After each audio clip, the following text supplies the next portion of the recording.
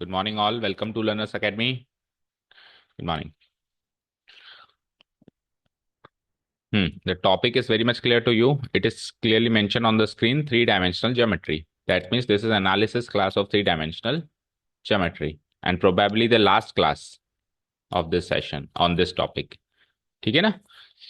एक test paper जरूर हम दोबारा कंडक्ट करवा सकते हैं इस पे, टाइम अवेलेबिलिटी को देखते हुए आगे चल के देखते हैं कितना टाइम बच पाता है। अदरवाइज इसको आखिरी क्लास ही मानो जिस हिसाब से ये कोर्स चल रहा है ना। ठीक है, तो first question was a very very special question. Question is show that the given lines are, अच्छा इसका वेटेज क्लियर है। तीन क्वेश्चन तीन तीन मार्क्स के, नहीं चार क्वेश्चन तीन तीन मार्क्स के थे। फर्स्ट क्वेश्चन 3 मार्कर, उसके बाद सेकंड क्वेश्चन 2 मार्कर है। First question 3, second question 2, then ratio divide करने वाला अगेन 3, फिर ये स्ट्रेट लाइन वाला 1 मार्कर है ओनली और फिर बाकी के नीचे भी 3 3 मार्कर्स है ना। यानी चार क्वेश्चन तो 3 3 मार्कर्स हैं, 12 मार्क्स ऐसे हो गए। एक क्वेश्चन 2 मार्क्स का है 14, और एक क्वेश्चन 1 मार्क का। अब सुनो, जो पहला क्वेश्चन है 3 मार्कर क्वेश्चन, इसमें जो ये वाला पार्ट है, ये वाला पार्ट आपको नया भी लगा होगा, मुश्किल भी लगा होगा, ऐसा लगा होगा कहीं देखा नहीं है। ठीक है, तो एक बार देखते हैं, अगर कुछ स्टूडेंट्स और आ जाते हैं वेट कर लेते हैं, इसको एक बार स्किप कर लेते हैं क्योंकि इंपॉर्टेंट है, अभी तक किसी ने देखा नहीं है। तो कोशिश करें कि सारे के सारे इसको देख पाए। ठीक है, क्लियर है, तो इसको एक बार के लिए स्किप करो। अभी अपन इसका सेकंड पार्ट देखते हैं। वैसे भी आप लोगों ने ये वाला तो किया, तो वैसे भी नहीं है किया, तो वैसे भी शॉर्टेस्ट डिस्टेंस वाला है सेकंड वाला ये। तो एक बार इसी से स्टार्ट करते हैं, फिर अगर कुछ बच्चे और आ जाते हैं तो फिर उसके बाद इसको स्टार्ट करते हैं। Find the shortest distance between the given lines. अब शॉर्टेस्ट डिस्टेंस निकालने के लिए आपको पता है आपको क्या करना है। शफल कर दिया आप दोनों को, ऋषिका एंड यश दोनों ने शफल कर दी।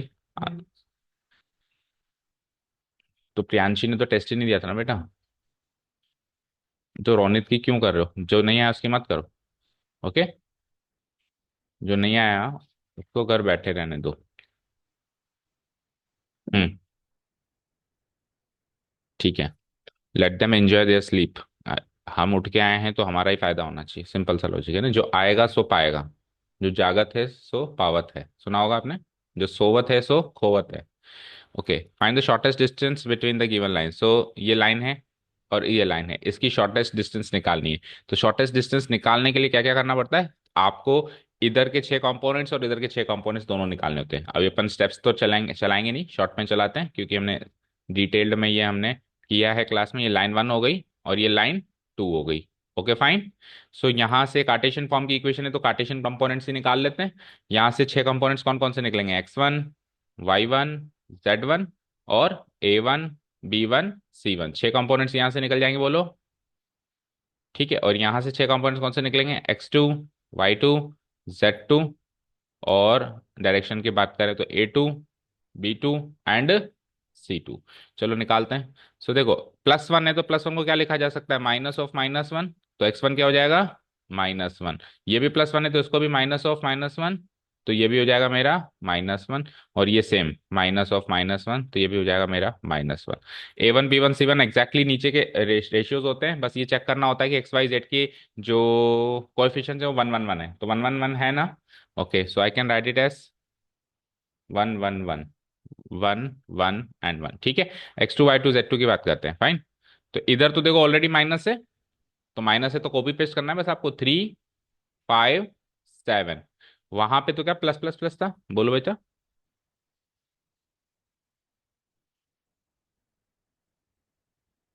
Okay, sorry sorry sorry sorry, ऊपर के लिख दिए क्या? हाँ, नीचे के लिखने हैं ना। 1 1 1 क्या है इसके कोएफिशिएंट्स, ये चेक करना है, फिर नीचे के लिखने हैं। Okay fine. 6 - 6 एंड 1, ठीक है अभी। और आ जाओ आप सेकंड पार्टी में। तो यहाँ आ जाओ, यहाँ पे ऑलरेडी ऊपर माइनस है तो उसको कॉपी पेस्ट करना है आपको। 3 5 एंड 7। 7 है 2 है 7 है ना। ठीक है, उसके बाद आ जाओ ये अगेन इसके कोएफिशिएंट भी चेक कर लो। 1 1 1 है XYZ के, तो क्या करेंगे नीचे कॉपी पेस्ट कर देंगे। 1 - 2 एंड वॉट 1। तो सारे डेटा जो एक्सट्रैक्ट करना था वो तो निकाल दिया। अब इसको प्रोसेस करते हैं, इस डेटा को प्रोसेस करते हैं। तो हमारे पास शॉर्टेस्ट डिस्टेंस निकालने का कार्टेशियन फॉर्म में एक फॉर्मूला है ना। इधर से स्टार्ट करते हैं। शॉर्टेस्ट डिस्टेंस निकालने का कार्टेशियन फॉर्म में जो फॉर्मूला है, कोशिश ये करना बेटा कि अगर कार्टेशियन फॉर्म की इक्वेशन गिवन हो तो फॉर्मूला भी कार्टेशियन फॉर्म का लगाएं, और वेक्टर की गिवन हो तो वेक्टर का लगाएं।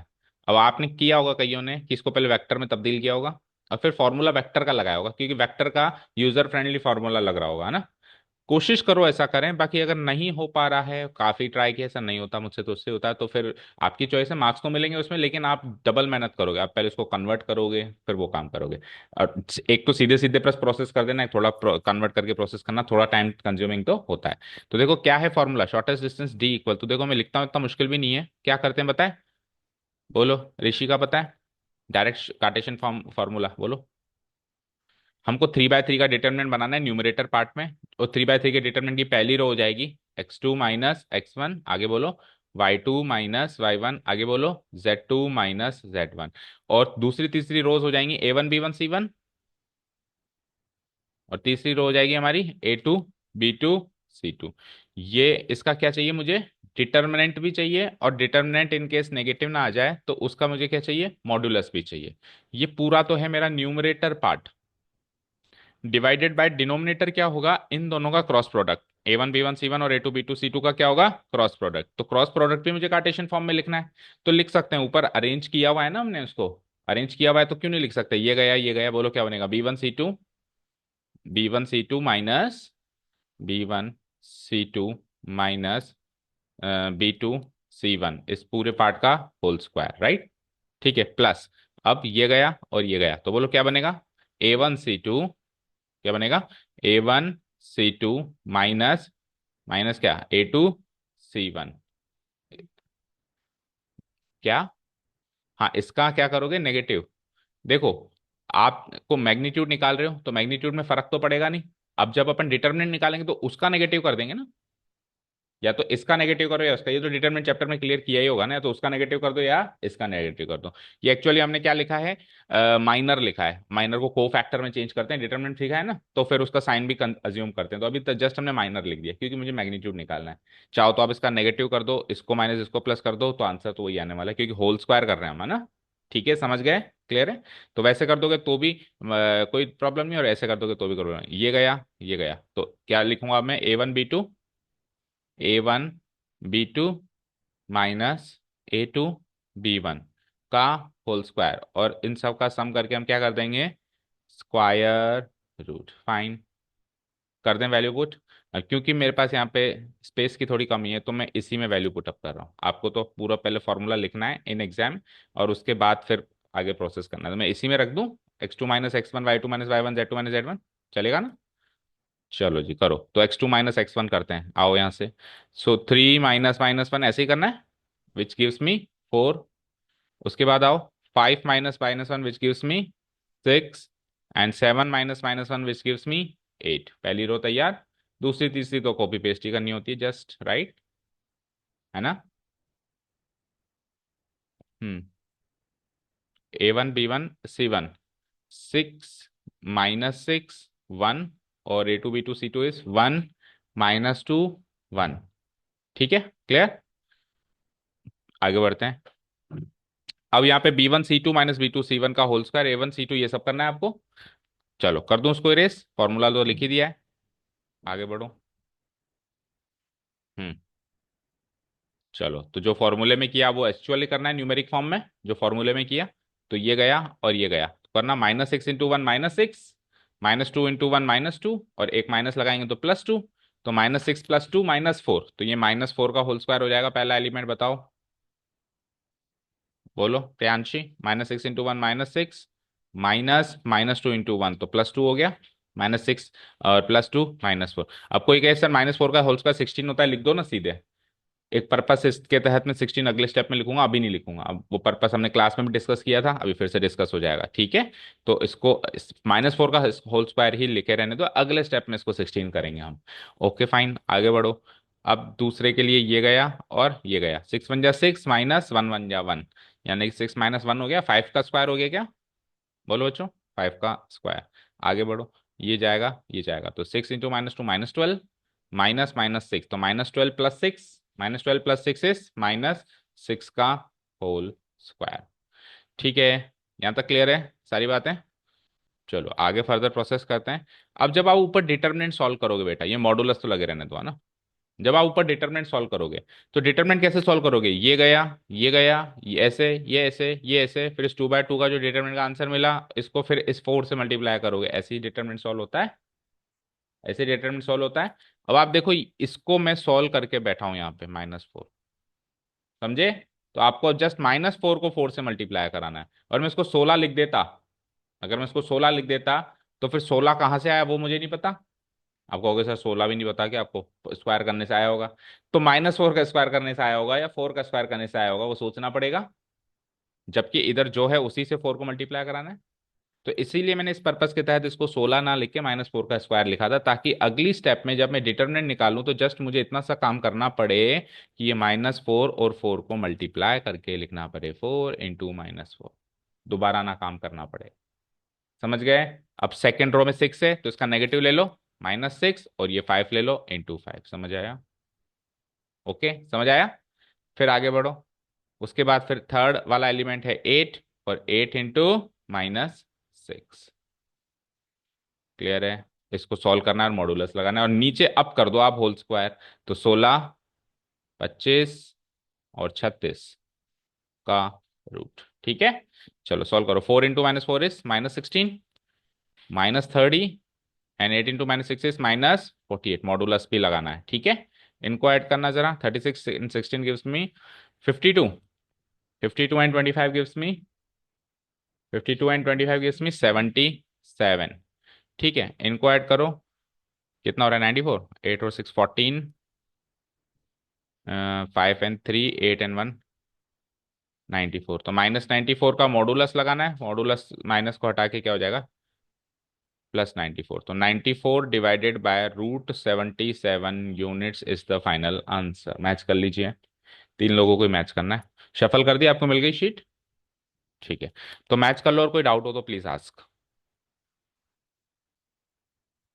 मैच हो रहा है?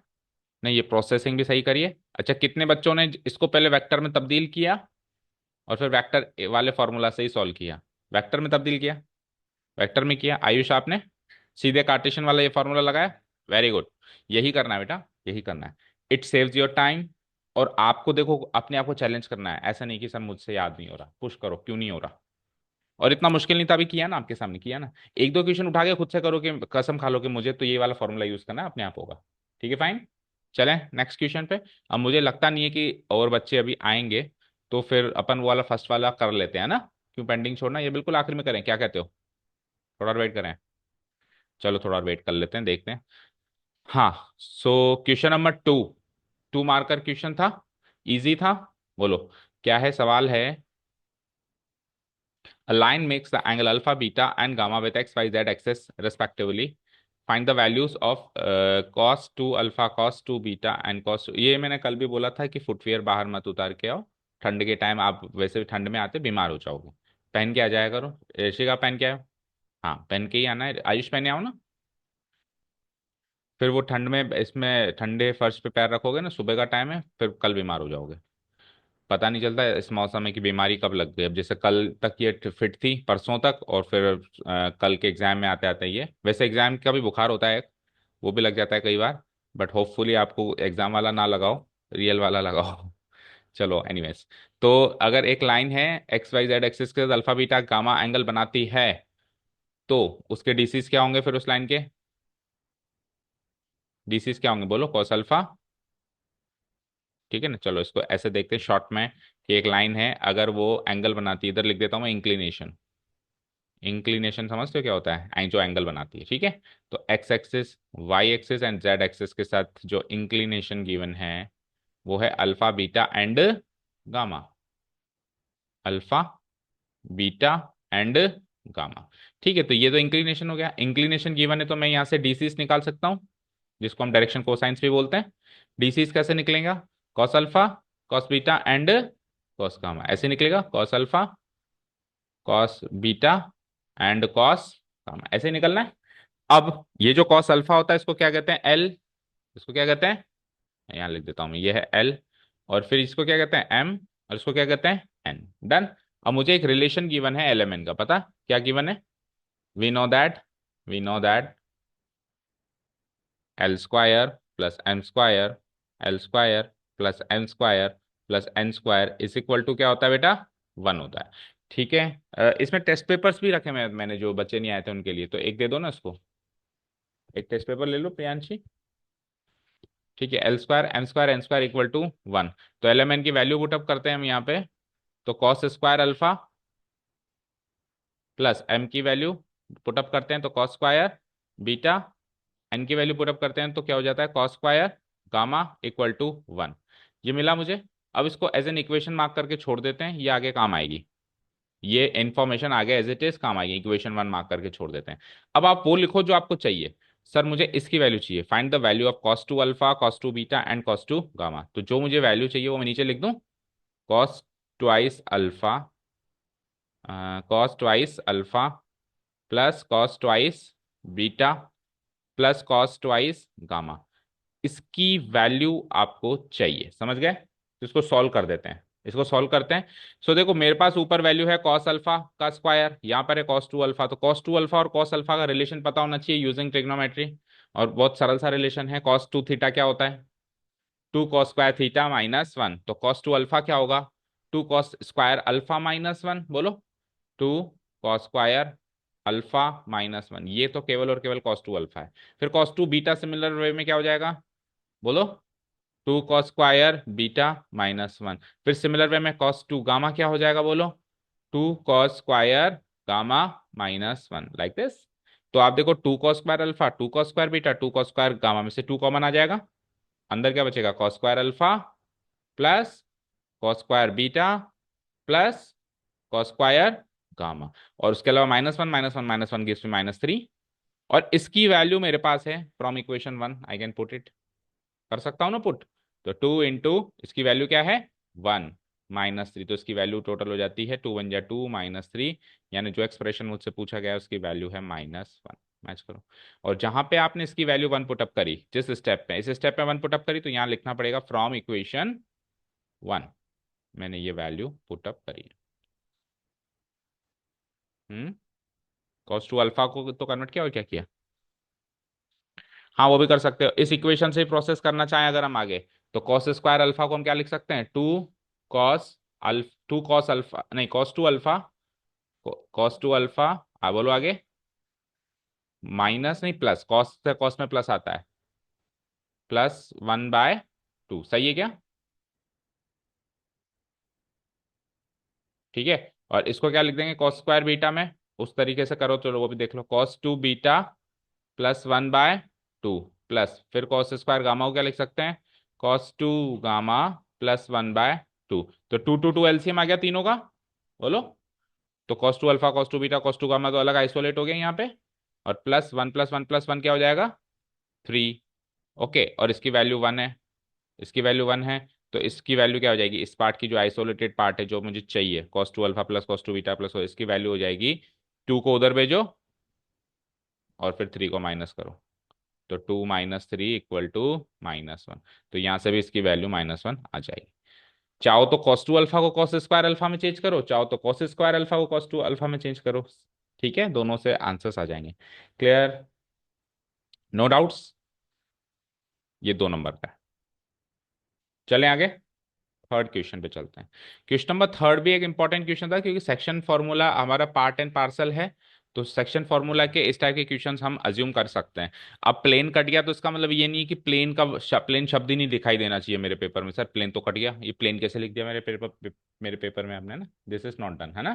प्लेन तो क्लास 11 से ही चल रहा है।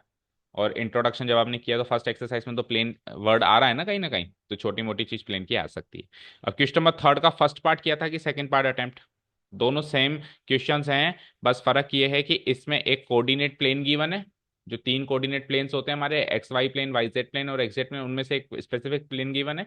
और यहाँ पे कोई साधारण सा प्लेन जो स्पेस में कहीं है उसकी इक्वेशन गिवन है, उसकी इक्वेशन गिवन है। वहां पे स्पेसिफिक गिवन है और यहाँ पे इक्वेशन गिवन, समझ आया? और बाकी तो सारा क्वेश्चन सेम ही लग रहा है, इसमें भी 2 पॉइंट्स लग रहे हैं, उनको ज्वाइन करना है। ठीक है, शुरू करें, स्टार्ट करें। देखो पहला क्वेश्चन है कि वाईजेड प्लेन इन दोनों पॉइंट्स को ज्वाइन करने वाली लाइन को किस रेशियो में बांटती है, समझ आया? वाईजेड प्लेन एक प्लेन है जो इस लाइन को बांटती है। अब ये सुनने में अजीब लग रहा है कि प्लेन लाइन को कैसे बांटेगी। तो बेटा बांटने का मतलब ये है कि पॉइंट ऑफ इंटरसेक्शन से लेफ्ट और राइट में क्या रेशियो है, समझ गए भाई। एक प्लेन, लेट्स से ये प्लेन है, ठीक है, इस प्लेन के आर पार एक लाइन जा सकती है, चली गई, रुक गई।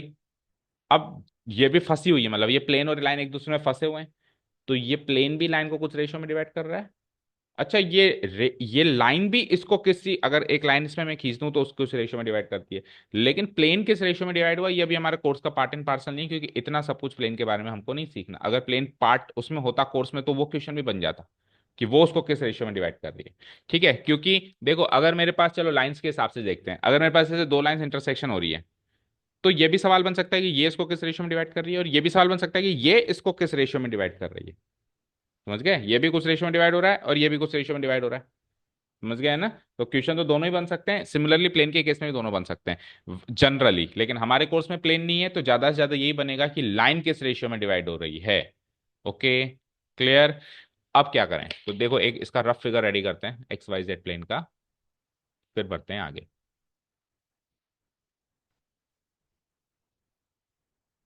सो this is my x y Z plane standard coordinate system में, x y z, and we are talking about which plane, Y Z plane. तो वाई जेड प्लेन ये सामने वाली दीवार होगी लाइक दिस। ओके, ठीक है। अब एक लाइन है जो इस दीवार के आर पार गई है, राइट। तो लाइन ऐसे बना देते हैं हम, ये यहां से गई, मान लो इस पॉइंट पे टकराई और उस पार से निकल गई। समझ आया, इमेजिन कर पा रहे हो, दीवार के आस आर पार एक लाइन चली गई, समझ गए, प्लेन के आर पार चली गई।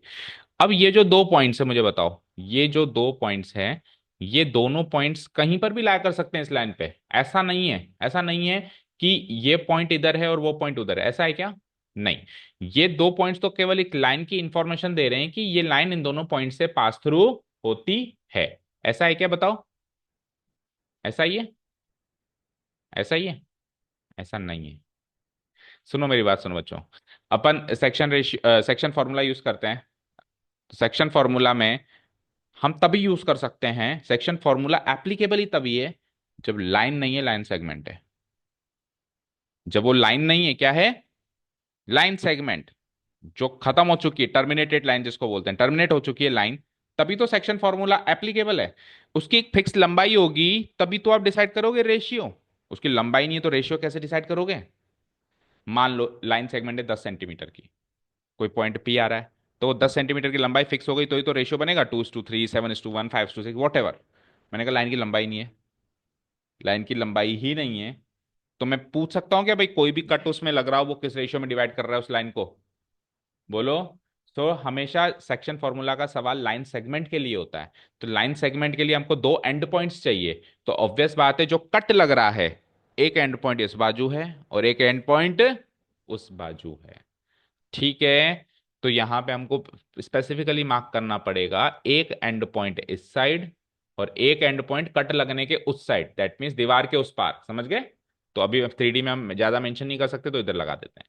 ठीक है, तो एक पॉइंट क्या है बताओ ना, उसको ए ले लेते हैं हम, -2, 4 एंड 7। ठीक है, बी हम वो ले लेते हैं उधर, बोलो क्या है वो, 3, -5 एंड 8। थोड़ा कंजस्टेड हो गया, दिख रहा है, 3 - 5, थोड़ा इधर लिख देते हैं, कोई फर्क नहीं पड़ता, यहाँ लिख देता हूँ, बी क्या है, 3 - 5 8। ठीक है बेटा, यहाँ तक कोई डाउट नहीं है? ओके, अब जिस रेशियो पे डिवीजन हो रहा है, जो पॉइंट ऑफ इंटरसेक्शन है इन दोनों चीजों का, उसको पी ले लेते हैं। और वो पी मुझके कोऑर्डिनेट्स मुझे पता है क्या, बताओ? उस पी के कोऑर्डिनेट्स पता है क्या मुझे? वैसे तो पता नहीं है, लेकिन उसका मुझे एक्स कोऑर्डिनेट पता है। नहीं, वो थोड़ा निकालना, निकालना तो रेशियो है। ये पॉइंट ऑफ इंटरसेक्शन नहीं निकालना, रेशियो ऑफ डिवीजन निकालना है ना। निकाल सकते हैं, नो डाउट, लेकिन क्यों निकालें, एक्स्ट्रा काम क्यों करें, है ना। हम सीधे रेशियो ही निकालने की सोचते हैं, है ना।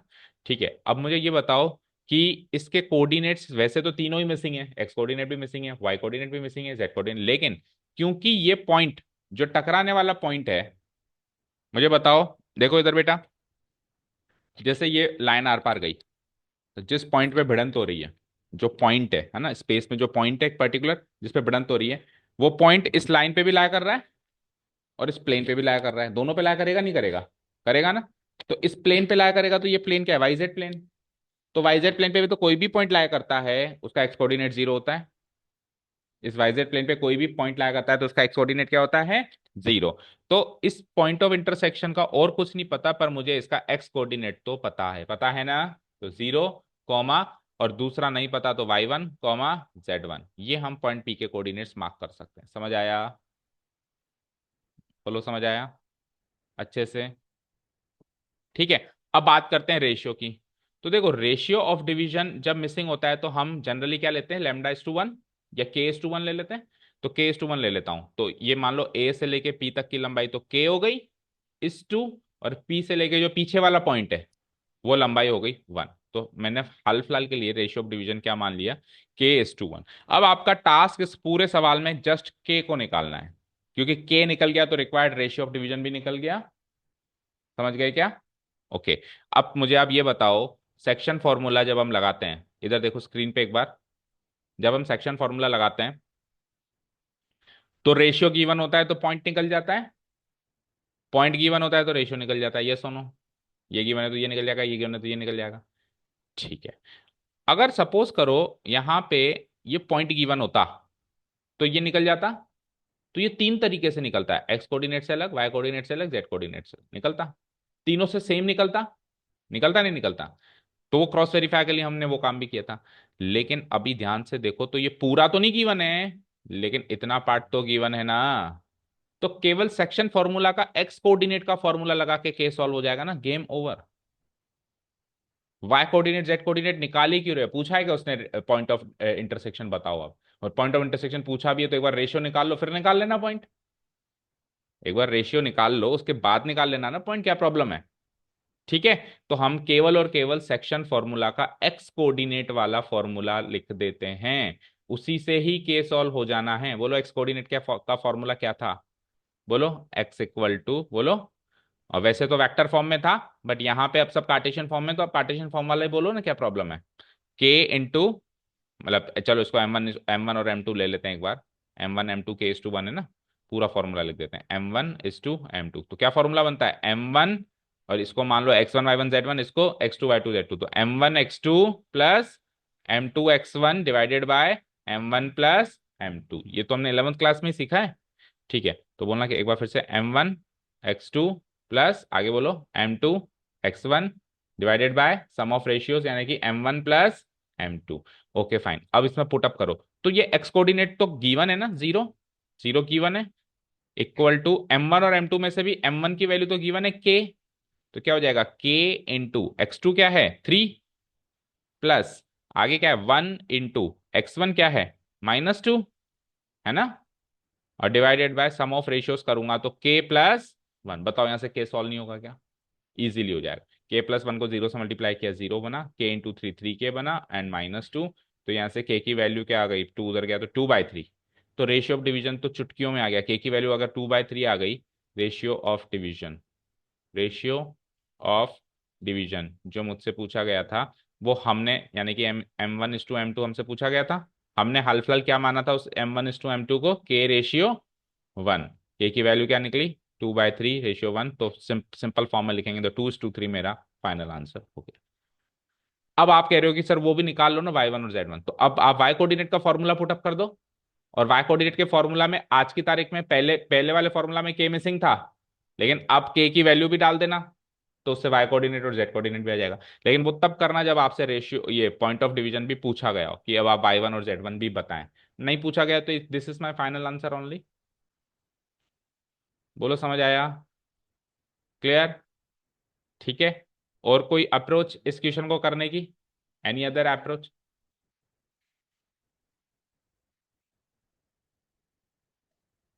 आप पूछ रहे हो भी ऐसा करें, मतलब हाँ सही तो क्यों नहीं है, बट लेंदी अप्रोच यूज किए पर मार्क्स तो मिलेंगे, बट उसका टाइम वेस्ट हुआ है। ठीक है। आपने क्या किया, पहले इस कार्टेशियन स्ट्रक्चर को सबको वेक्टर में चेंज किया, फिर फॉर्मूला वेक्टर वाला यूज किया, ये सब किया है, तो मार्क्स तो मिलेंगे, नॉट टू वरी। बट आपने अपना टाइम वेस्ट किया। अभी तो ये पेपर छोटा सा था, लेकिन एग्जाम में तो लेंदी आएगा ना, तो हमको वहां पे टाइम बचाना है। अब देखो कोई ऐसे थोड़ा ना कहेगा कि सर हमारे कोर्स में तो वेक्टर स्ट्रक्चर ही गिवन है, कार्टेशियन स्ट्रक्चर ही आपने कहाँ से यूज कर लिया? बेटा तो ये कार्टेशियन स्ट्रक्चर तो 11th में गिवन है, क्लास 11th की introduction to three dimensional geometry में ये कार्टेशियन स्ट्रक्चर गिवन है या नहीं है? अब ऐसा कौन सा रूल है कि साहब 11th क्लास का क्वेश्चन नहीं आ सकता? ऐसा तो कोई क्वेश्चन नहीं है ना 12th बोर्ड्स में। समझ गए क्या? ओके, डन, चलें आगे।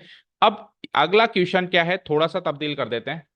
अगले क्वेश्चन में मुझे वो जो प्लेन है वो कैसा प्लेन है वो नहीं पता, है ना। तो मैं केवल इसको हटा देता हूं, ये कोई साधारण प्लेन है। मतलब साधारण प्लेन का मतलब है कि कोई भी प्लेन है, ये एनी प्लेन है, मुझे नहीं पता वो वाई जेड प्लेन, तो वाई हटा दो, जेड हटा दो, प्लेन तो है ना आज की तारीख में। ओके, पॉइंट्स बताओ, चेंज करो, ए और बी क्या है वहां पे।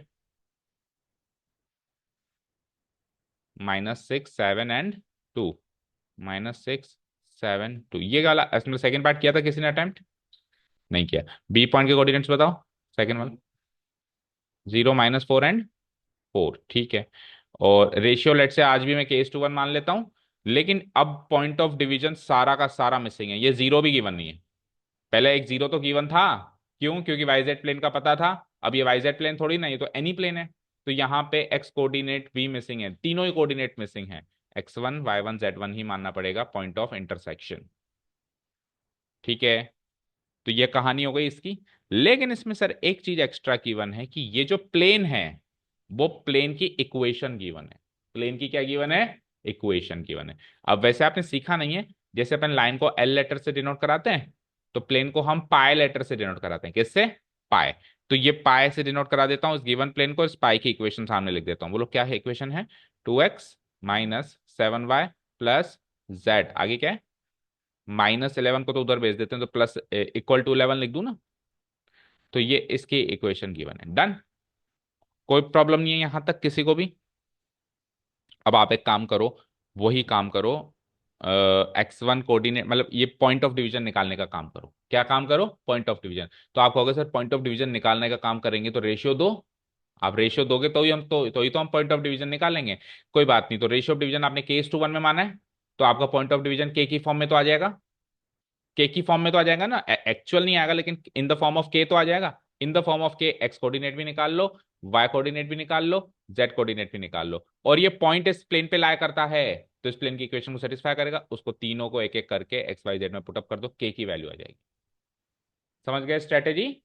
ओके, चलो लेट्स डू दिस। तो x coordinate formula remains the same, आ जाओ। हम्म, तो निकालते हैं, ये तो फॉर्मूला ही है ना। तो इसका एक्स कोऑर्डिनेट मैंने x1 से मार्क किया, तो मैं x1 लिख दूं यहाँ पे, ठीक है। m1 और m2 वही केस टू 1, तो k को किससे मल्टीप्लाई करेंगे बताओ? k × 0 और 1 × -6, k × 0 +1 × -6 divided by sum of ratios यानी कि k+1। थोड़ा सा फर्दर और सॉल्व कर दो, k × 0 तो कट गया, ये क्या बना? -6 डिवाइडेड बाय k+1, ये तो आ गया एक्स कोऑर्डिनेट। चलो वाई कोऑर्डिनेट, अब एक एक का फॉर्मूला नहीं लिखता हूँ, सीधे ही सॉल्व कर दूं। तो वाई कोऑर्डिनेट के लिए क्या करेंगे, थोड़ा सा शिफ्ट करते हैं। के को अब किससे मल्टीप्लाई करेंगे? -4 से, और 1 को किससे करेंगे? 7 से। देखो पिक्चर बना हुआ होता है तो फटाफट हो जाता है ये काम, है ना, किसको किससे मल्टीप्लाई करना है। सो क्या करना है? k × -4 +1 को किससे करना है? 7 से, और डिवाइडेड बाय वही सम ऑफ रेशियोज यानी कि k+1। सॉर्ट आउट करो इसको, तो -4k +7 divided by what? k+1। Similarly Z coordinate भी निकालिए उस पॉइंट ऑफ इंटरसेक्शन का, z1। तो वो हो जाता है क्या? k × 4 और 1 × 2, करेक्ट। k × 4, 4 है ना आखिरी में, +1 × 2 डिवाइडेड बाय वो का वही सम ऑफ रेशियोज k+1। तो 4k + 2 divided by sum of ratios k+1। तो x coordinate, Y coordinate and Z coordinate actual तो नहीं मिले मुझे, पर के की फॉर्म में तो मिल गए। मिले क्या? ये तीनों मसाले उठा के उधर डाल दो। क्यों डाल दें? इसका रीजन भी है, क्योंकि ये पॉइंट प्लेन पे लाया करता है और प्लेन की इक्वेशन गिवन है। अब प्लेन की इक्वेशन के बारे में तो आप कुछ नहीं जानते, आपने सीखा नहीं है, बट आप इतनी जनरल नॉलेज तो जानते हो कि किसी भी चीज की इक्वेशन गिवन हो तो उस पर लाया करने वाला पॉइंट उस इक्वेशन को सेटिस्फाई करेगा। ये चीज तो लाइन के लिए भी एप्लीकेबल है, तो ऑब्वियसली प्लेन के लिए भी होती रही होगी ना। हम नहीं जानते प्लेन के बारे में, भाई इतना तो जानते हो ना। और थोड़ा बहुत मैंने आपको नॉलेज दे दी थी कि इस टाइप की इक्वेशन, 3 वेरिएबल की लीनियर इक्वेशन प्लेन की होती है। 3 वेरिएबल की लीनियर इक्वेशन किसकी होती है? प्लेन की होती है। जस्ट तो हम क्या करेंगे, एक लाइन लिखेंगे यहाँ पे कि नाउ दिस पॉइंट, ठीक है, क्या लिखेंगे? Now point P lies on the plane, lies on the plane pi, lies on the plane pi, so it must satisfy the equation of plane pi, ठीक है ना। hence putting hence putting putting x, y, z equal to, ये 3 points लिख देंगे हम यहाँ पे, -6 comma के प्लस 1 कॉमा, दूसरा क्या है -4k plus 7 comma divided by के प्लस 1, और तीसरा पॉइंट क्या निकला 4k प्लस 1 डिवाइडेड बाय के plus 1, 4k plus 2, sorry 4k plus 2 divided by K, इसको हम पुटअप करेंगे in the equation of plane, in the equation of plane pi we get, ये पुटअप करने के बाद देखो क्या सिमेट्री मिलती है मुझे, क्या है सबसे पहले क्या है 2x, तो 2 इंटू एक्स की वैल्यू -6 डिवाइडेड बाय के प्लस 1, फिर आगे बढ़ो -7 इंटू वाई की वैल्यू, ब्रैकेट लगा दो -4k प्लस 7 डिवाइडेड बाय के प्लस 1, फिर क्या है आखिरी में प्लस जेड, तो जेड की value 4k plus 2 divided by what k plus 1 is equal to what 11। ठीक है, तो के प्लस 1 एलसीएम आ गया, एलसीएम लेके उधर भेज दो, 11 किससे मल्टीप्लाई करा दो उसको, तो और इधर 2 इंटू -6 गिव्स मी -12, इधर चलो -7 इंटू -4k प्लस का नहीं 28, 28 के और -7 इंटू 7 माइनस का 49, और 4k plus 2 as it is लिख दो, न्यूमरेटर पार्ट रेडी, और k प्लस 1 को 11 से मल्टीप्लाई करें तो 11k प्लस 11, के वाली क्वांटिटीज को एक साइड करो, तो 28 के तो इधर हो गए 4k, 32 के, 32 में से 11 माइनस हुआ, मतलब 32 के तो इधर हो ही गए, और 11 के इधर से निकाला 11 के, -11 के, और इधर आओ, इधर ऑलरेडी 11 तो ही सही, और कांस्टेंट क्वांटिटीज कौन कौन सी है -12 और +2 कितना होता है -10, -10 और -49 कितना होता है -59, जो कि उधर जाके क्या हो जाएगा +59। ठीक है, तो ये कितना हो गया 70, और ये कितना हो गया 32 में से 11 गया तो क्या 21k। ठीक है, इक्वल टू 70, सो के की वैल्यू आ जाती है 70/21, 7 से काटेंगे तो 10/3। ठीक है, तो के की वैल्यू 10/3 है, तो रिक्वायर्ड रेशियो ऑफ डिवीजन हो जाएगा 10:3, रेशियो ऑफ डिवीजन निकालेंगे तो के की वैल्यू पुटअप करेंगे 10/3:1, तो रिक्वायर्ड रेशियो आ जाएगा 10:3, आंसर।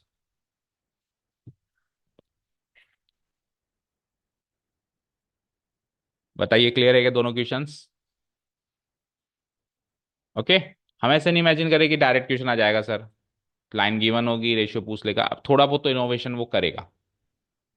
ठीक है, चले नेक्स्ट। और 3D में 3D रिलेटेड कॉन्सेप्ट से ही करेगा, 3D में कैलकुलस थोड़ा ना लेके आएगा, तो प्लेन ही लेके आएगा, अब प्लेन की उतनी उतनी चीज वो लेके आएगा जितनी जितनी चीज पे आप इश्यू ना खड़ा करो कि हमारे कोर्स में नहीं है।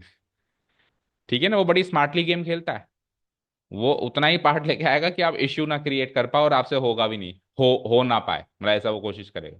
तो हम थोड़ा बहुत एक्स्ट्रा हमेशा सीख के जाए, कोर्स से हमेशा ज्यादा भी नहीं तो 2 कदम आगे सीख के जाओ। ठीक है, चले नेक्स्ट। अब आप लोग टाइम पे नहीं आए, नहीं तो ये आपको तो पूरा का पूरा प्लेन पढ़ा देते हैं, और बड़ा मजा आता है प्लेन पढ़ने में। ठीक है, अगर आप शुरू से आते सारे बच्चे, तो अब जैसे लास्ट ईयर भी कट गया था प्लेन तो, लेकिन लास्ट वाले बैच को हमने पूरा प्लेन पढ़ाया था, पूरा कंप्लीट प्लेन, तो हम प्लेन के बारे में इतना सब कुछ जान गए थे कि ये क्वेश्चन तो बच्चों क्वेश्चन लग रहे थे, फिर वो कहते पूछने दो सर प्लेन में सब क्या पूछता है, हमने तो बहुत कुछ सीख लिया ना प्लेन के बारे में। ठीक है, ओके, चलो तो थर्ड क्वेश्चन तो दोनों हो गए, फोर्थ क्वेश्चन तो 1 मार्कर क्वेश्चन है, और इजीएस्ट ऑफ ऑल अभी तक। इंक्लिनेशन गिवन है, इंक्लिनेशन 2 का गिवन है और 1 का पूछा है, right, X axis, Y axis, Z axis, बोलो किस किस का गिवन है, वाई और जेड एक्सिस के साथ गिवन है कितना 60 डिग्री एंड 60 डिग्री, और एक्स एक्सिस के साथ मिसिंग है, एक्स एक्सिस के साथ मिसिंग है, तो मिसिंग है तो अल्फा मान लो, जो अल्फा आपको फाइंड आउट, वैसे अल्फा बीटा गामा होता है, तो बीटा और गामा ऐसा कह लो, चलो ये बीटा और ये गामा ये तो गिवन है, और अल्फा इज मिसिंग हेयर, तो इंक्लिनेशन गिवन है, तो क्या करते हैं वही डीसीस, इससे पहले जो क्वेश्चन किया हमने, डीसीस बोले तो ये हो जाता है कॉस अल्फा, ये हो जाता है कॉस बीटा यानी कॉस 60 डिग्री, और ये क्या हो जाएगा कॉस, अगेन ये भी दोनों 60 60 डिग्री बना रहे हैं, तो ये भी हो जाएगा कॉस 60 डिग्री, फाइन। ठीक है, तो कॉस 60 डिग्री कितना होता है 1/2, तो ये कॉस अल्फा तो मिसिंग हो गया, ये हो गया 1/2, और ये भी हो गया 1/2, और ये क्या है एल एम एन है, ये एल एम एन है, ये है एल, ये है एम, और ये है एन। ठीक है, और रिलेशन क्या है L² plus M² plus N² equal to 1, this is the relation between the direction cosines of any vector और एनी लाइन। सो L² कर देंगे तो cos² अल्फा, M² सीधे ही कर दो, 1/2 का square is 1/4, then again 1/4 equal to 1, 1/4 plus 1/4 1/2, तो cos square alpha की वैल्यू हो जाती है 1/2, उधर माइनस करेंगे 1 - 1/2 किस में 1/2। तो यहाँ से कॉस अल्फा की वैल्यू क्या हो जाती है, कॉस इनवर्स √1/2 यानी 1/√2। ओके, 1/√2। प्लस माइनस इसलिए नहीं लेंगे क्योंकि हम जो है इंक्लिनेशन पॉजिटिव साइड से लेंगे ना। सही कह रहे हो, प्लस माइनस लेना पड़ेगा। क्या? हाँ तो तभी तो कह रहा हूँ दोनों लेना पड़ेगा। तो एक लाइन एक एक्सिस के साथ दो एंगल बनाती है ना, तो नहीं बनाती क्या, तो दो अलग अलग आने दो ना। पॉजिटिव साइड के साथ भी दो एंगल बनाती है बेटा, इंट्रोडक्शन नहीं पढ़ा आपने।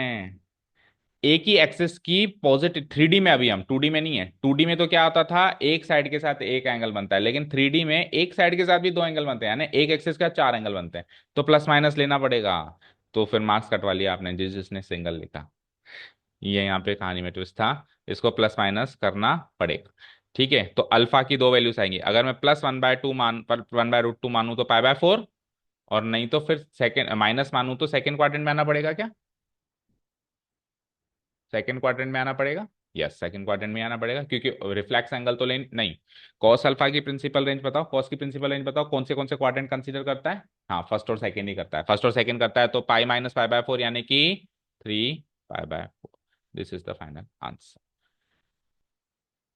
45 और 135, पॉजिटिव साइड से भी दो एंगल बनेंगे, एक बनेगा 45 और एक बनेगा उसी का लीनियर पेयर निकालो तो 135 डिग्री बनेगा। तो अब कितनों ने 45 ही लिखा है,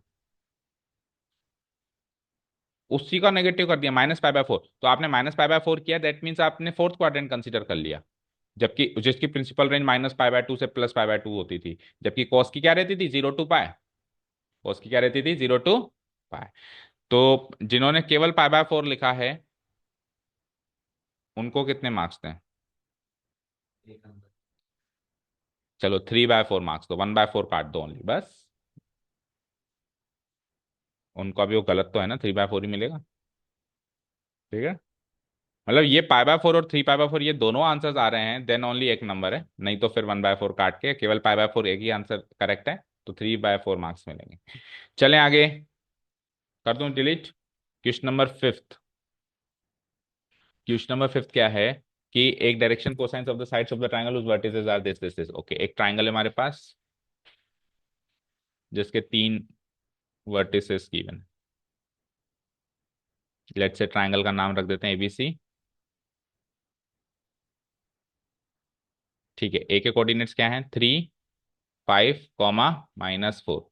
बी के क्या है बोलो, -1, 1 and 2, और सी के क्या है, -5, -5, -2। डन। अब क्या करें, इसकी साइड्स के डीसीज चाहिए, इसकी साइड्स के क्या चाहिए, डीसीज। तो इसकी साइड्स के पहले डीआरस निकाल लो, इसकी साइड्स के क्या निकाल लो, पहले डीआरस निकाल लो, और डीआर से फिर डीसीज निकालना सब जानते ही हैं। इसकी साइड्स के पहले डीआरस निकाल लो। तो तीन साइड है मेरे पास, side A B, side B C, and side A C. अब अगर एक लाइन दो पॉइंट से पास थ्रू करती है तो उसके डीआर कैसे निकालते हैं, terminal point minus initial point. ठीक है, यानी कि साइड ए बी के डीआर जब हम निकालेंगे तो क्या क्या निकलेंगे, A1 B1 C1। तो A1 B1 C1 क्या निकलेंगे, करना जरा, -1 -3 करेंगे, -4, देन बोलो 1 -5 करेंगे, AB -4, और फिर 2 -4 करेंगे तो क्या हो जाएगा, +6। तो थोड़ा सा अच्छे से लिखे हैं, तो ये हो जाएगा हमारा A1, बोलो A1 क्या होगा, -4, B1 क्या हो जाएगा, ये भी -4, और C1 क्या हो जाएगा, +6। ठीक है, साइड BC के A2 B2 C2 ले लेते हैं, तो C - B कर दो जरा, -5 -1 यानी कि वही -4, B2 क्या हो जाएगा, -5 -1 -6, और C2 क्या हो जाएगा, -2 -2 -4। ठीक है, साइड AC में C - A कर दो, तो -5 -3, सॉरी A3, हाँ, C - A कर रहे थे ना हम, तो -5 -3 -8, देन B3, तो -5 -5 -10, एंड देन ये हो जाता है C3 क्या हो जाता है, -2 -4, +2 होगा, +2 होगा, -2 माइनस माइनस फोर, तो प्लस फोर हो गया। तो ये आ गए हमारे डीसीस। बोलो, बताओ। अब डीसीज आ गए तो साहब डीआरस निकालने का काम करते हैं। तो डीआरस कैसे निकालते हैं हम? ओ सॉरी, उल्टा कह रहा हूं, डीआरस आ गए और क्या निकाल ले हम यहाँ से? डीसीज। तो डीसीज कैसे निकालते हैं? हम एक कांस्टेंट के की वैल्यू निकालो, और एल वन की वैल्यू हो जाएगी क्या? ए वन मल्टीप्लाइड बाय के वन, है ना? ए वन मल्टीप्लाइड बाय के वन, फिर वो जो से के से मल्टीप्लाई, मतलब एल इक्वल टू ए के बी के सी के, इस तरीके से फॉर्मूला से हमने निकाला था।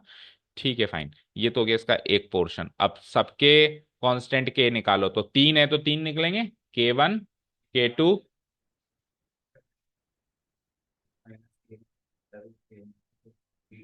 मतलब आप मेंशन नहीं कर रहे कि ये के वन है ना? आप प्रोसेस कर रहे हो बस, है ना?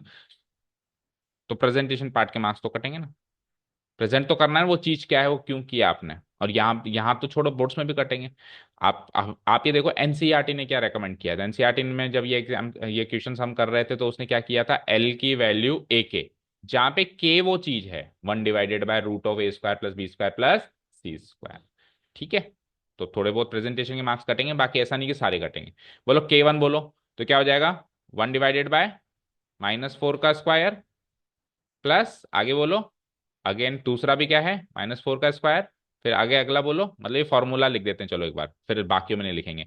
तो के वन का फॉर्मूला बन गया ए वन का स्क्वायर प्लस बी वन का स्क्वायर प्लस सी वन का स्क्वायर का सम का रूट।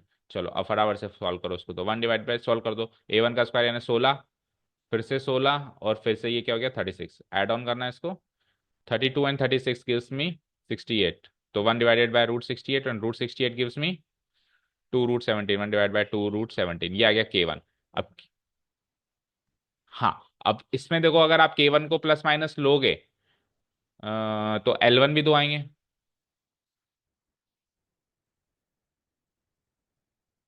हम्म ठीक है, के वन आ गया प्लस माइनस, ठीक है। के टू बताओ, आप सीधे बताओ, इसमें विदाउट फॉर्मूला करते हैं अपन। अच्छा, सेम ही देखो, minus four minus six minus four, तो सेम ही लिख दूं फिर? एग्जाम में मत लिखना, लेकिन सॉल्व करके दिखाना है ना, फॉर्मूला भी लिखना, पूरा वैल्यूज पे रखना और सॉल्व करके दिखाना। हाँ, क्योंकि फॉर्मूला तो डिफरेंट है ना, A two B two C two है, वो उसकी वैल्यू सेम है, वो एक अलग बात हो गई। तो टू रूट 17, और के थ्री में तो सेम है क्या वैल्यूज, या अलग अलग है? Plus minus. देखो बेटा, जो इजी चीजें होती है ना, अक्सर वो याद नहीं रहती, ऐसा होता है। अब ये एक बहुत सरल सी चीज है ना, तो इसको कैसे प्रेजेंट करूं, क्या था एक्चुअल, क्या था, वो चीजें याद नहीं रहती। पता, ये पता है, जैसे अभी आपको पता है कि डिवाइड होगा उसके मैग्नीट्यूड से, मोटा मोटा याद है। लेकिन वो एक्चुअली इस मैग्नीट्यूड को यहाँ पे बोला क्या गया था, एक कांस्टेंट बोला गया था, फिर प्लस माइनस लेना है नहीं लेना है, ये छोटी मोटी चीजें यहाँ पे याद नहीं होती। इजी चीजों की, डिफिकल्ट चीजों की याद हो जाती है, इजी चीजों की याद नहीं रहती। और मैक्सिमम जो कोई सा भी पेपर हो, चाहे से मॉडरेट लेवल का हो या डिफिकल्ट लेवल का भी पेपर क्यों ना हो, 60 से 70% क्वेश्चन इजी आएंगे। ये चीज बिठा लो माइंड में, 60 से 70%, more than half portion paper का इजी ही रहेगा, चाहे से पेपर का ओवरऑल लेवल डिफिकल्टी क्यों ना हो। और मॉडरेट और इजी हो तो और ज्यादा रेशियो हो जाता है इजी क्वेश्चंस का। ठीक है, क्योंकि कोई भी पेपर एक स्टूडेंट के हिसाब से नहीं डिजाइन किया जाता। पूरी आवाम, पूरी आवाम में मैक्सिमम प्रोपोर्शन वो ऐसे मानते हैं कि मिडिल क्लास है, मतलब मॉडरेट लेवल वाले हैं। समझ गए ना, डिफिकल्ट लेवल वाले कम है। ओके, ठीक है, समझ गए। क्योंकि बोर्ड्स दे रहे हैं बेटा, एंट्रेंस नहीं दे रहे। एंट्रेंस में फिर उल्टा सिस्टम है। एंट्रेंस में वो जानबूझ के बच्चे को फंसाना, वो उनको क्रीम क्रीम माल चाहिए और बाकी जो वेस्टेज है वो चला हट जाए, तो वो डिफिकल्ट क्वेश्चन बनाते हैं वहां पे, क्योंकि वहां पे उनको सेलेक्ट करना है। यहाँ पे बोर्ड्स हैं, है ना, तो बोर्ड्स में वो इजी पेपर रखेंगे। बस आपको अप्रोच क्या रखनी है, आपको बेसिक जो कॉन्सेप्ट्स है उस पर पकड़ मजबूत रखनी है, पेपर बड़ा आसान लगता है उसके बाद। ठीक है, एंड प्लस फिर प्रैक्टिस होनी चाहिए। प्रैक्टिस बोले तो आपके बोर्ड्स पेपर की देने की आपको प्रैक्टिस होनी चाहिए, कि वहां पे कैसे किस अप्रोच से पेपर देना। ठीक है, मतलब मॉक टेस्ट देने देकर आपको वहां पर बैठना है, कुल मिला के बात इतनी है। क्वेश्चन का पैटर्न बताओ। चलो, एनीवेज आ जाओ। माइनस एट का स्क्वायर इज 64, देन 100, टू का स्क्वायर इज 4, तो 168 हो गया क्या ये? वो क्या हो गया? Two root 42। ओके, प्लस और माइनस, प्लस और minus, one divided by two root 42, ये तीनों के कॉन्स्टेंट्स निकाल लिए हमने।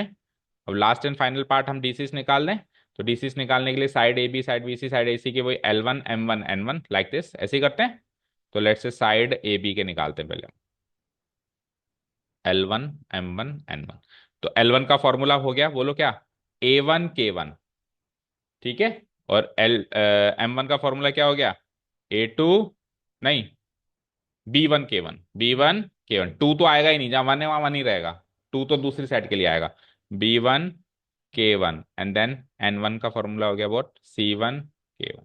वैसे ए के बी के सी के होता था, बट तीन लाइन है ना, तो 1 1 2 2 3 3 इस तरीके से चल रहा है सब।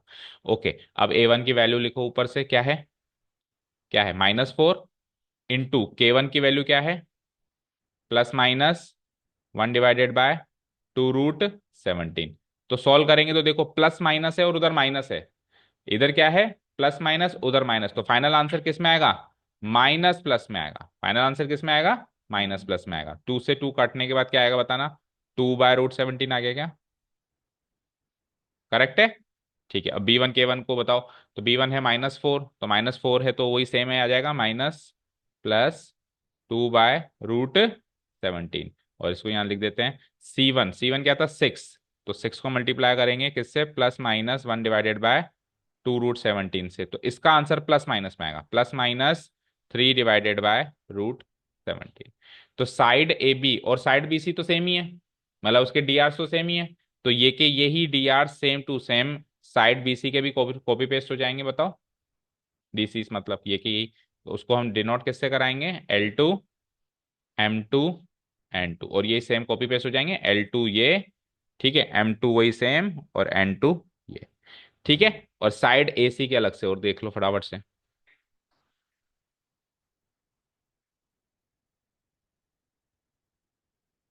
किस में,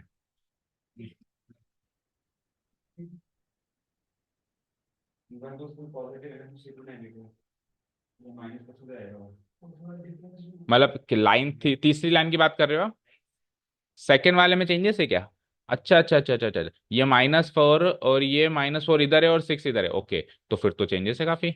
तो फिर देखो L1 L2 तो कॉपी पेस्ट कर लो, और ये -6 है ना, तो ये M2 की वैल्यू इधर आएगी, मतलब ये M2 की वैल्यू ये वाली होगी, लेकिन क्या होगी, प्लस माइनस की जगह क्या होगी, माइनस प्लस होगी, और N2 की वैल्यू कॉपी पेस्ट होके ये वाली हो जाएगी, अभी ठीक है। बस शफल हो गया, ये इधर आ गया, ये इधर आ गया। चलो जी, अब साइड बीसी पे एसी पे चले। आप कह रहे थे सेम है तो मुझे लगा हर चीज ही सेम है, मैंने ध्यान नहीं दिया। ऐसे शफल हो रही है। साइड एसी के लिए हम L3 M3 N3 निकालने वाले हैं। L3 वो कैसे निकलेगा, A3 K3, M3 कैसे निकलेगा, B3 K3, N3 कैसे निकलेगा, C3 K3। शायद मुझे ऐसा लग रहा है ये एनसीईआरटी का रखा रखा है सवाल है। हम्म, ठीक है। तो A3 क्या था, -8 इंटू इसकी क्या एरिया, +और -1/2 √42, तो माइनस लगा हुआ है तो माइनस प्लस में आएगा आंसर। और टू से कट के क्या मिलेगा, 4/√42। ठीक है, ये क्या हो जाता है फिर, -10 मल्टीप्लाइड बाय सेम थिंग, ये कि ये करेंगे तो ये भी माइनस में आ रहा है पहले, तो माइनस प्लस आ जाएगा आंसर। और 2 से 5 टाइम्स कट जाएगा, तो 5/√42। और C3 की वैल्यू है 2 इंटू, और ये कि ये चीज कॉपी पेस्ट करेंगे, ये प्लस है तो फिर अब क्या आएगा, प्लस माइनस, और क्या, 2 से 2 कट गया, तो ओनली 1/√42। आंसर्स मैच कर लो सारे। हाँ, अभी बात करते हैं, पहले तो आंसर्स मैच कर लो। कैलकुलेशन बेस्ड तो कोई क्वेरी नहीं है किसी को भी। हम्म, प्लस माइनस के उसमें नहीं लगाया, K1 K2 K3 में। ऑब्वियस बात है, जब K1 K2 K3 में नहीं लगाएगा तो L1 उतना दिमाग ही नहीं जाएगा कि उधर उधर भी जाके लगाए हम, है ना। ठीक है, बाकी सब ठीक है। ओके, और कोई क्वेरी नहीं है। चलो देखो, इस तरीके से जिसने पूरा किया उसको तो 3 मार्क्स मिल जाएंगे। अब जैसे आपने के की ए की वैल्यू, कांस्टेंट की ए की वैल्यू कंसीडर करी है, तो आपने एक सेट ऑफ डीसीज निकाला है सभी का, दूसरा सेट ऑफ डीसीज तो आपने किसी का ही नहीं निकाला। K1 की लगाया, प्लस माइनस तो कर दिया है, प्लस माइनस आप कह रहे हो ना K1 की प्लस, आप अभी किसके लिए कह रहे थे कि उसने नहीं किया, अच्छा आपने। तो जिसने ऐसे के की दो वैल्यूज नहीं निकाली और फिर LMN की भी दो वैल्यूज नहीं निकाली, दोनों काम नहीं किए, उसको तो आप दोगे 2 मार्क्स। ठीक है। आप मुझे बताओ, आधे डीसीज नहीं निकाले, तो 1.5 मिलना चाहिए ऑब्वियसली। ठीक है, डीसीज कितने थे टोटल यहाँ पे, 6 नहीं थे, 18, 3 3 3 6, मतलब 9, और 9 दूनी अच्छा चलो एक काम करो, 2.5 दे दो। ओके। और अब आपने प्रेजेंटेशन पार्ट नहीं किया तो आपका भी आधा नंबर कटेगा। ठीक है, 2.5 ही इसको दे दो। अभी क्लियर है ऋषिका? ठीक। मैं कोई नहीं होता हूँ मार्क्स देने वाला। जितने ज्यादा मार्क्स करते हैं ना क्लास टेस्ट में, उतना हम ज्यादा सीरियस होते हैं, याद रखना। ऐसा क्वेश्चन एग्जाम में आएगा ना तो आपको याद आएगा, अरे सर ने 1 नंबर काट लिया था यार मेरा। तो ये मान के चलो एग्जामिनर तो 2 काटेगा। अच्छे से कर लूँ, ढंग से कर लूँ, वो जो बताया गया था वो कर लूँ, याद रह जाती है, बात है ना। तो मार्क्स कटना is actually good for you in the class test. चलो इसको कर दें डिलीट, चले नेक्स्ट क्वेश्चन पे। अब आ जाओ sixth and the last one, पहले देखें। सिक्स्थ क्वेश्चन को इंपॉर्टेंट मार्क कर दीजिए। ठीक है। अब सिक्स क्वेश्चन देखो क्या है, find the coordinates of the foot of the perpendicular drawn from this point two this line. सवाल तो समझ में आ गया क्या? टेक्निकली सवाल समझ में आ गया? बट टेक्निकली वो बोल क्या रहा है? हम्म ऋषिका समझ आ गया? फुट ऑफ द परपेंडिकुलर मतलब एक पॉइंट से एक लाइन पे परपेंडिकुलर ड्रॉ किया, तो फुट मतलब वो कहाँ जाके लैंड हुआ, उसके कोऑर्डिनेट्स चाहिए। पॉइंट चाहिए मतलब पॉइंट के कोऑर्डिनेट्स चाहिए। तो सवाल तो ये है।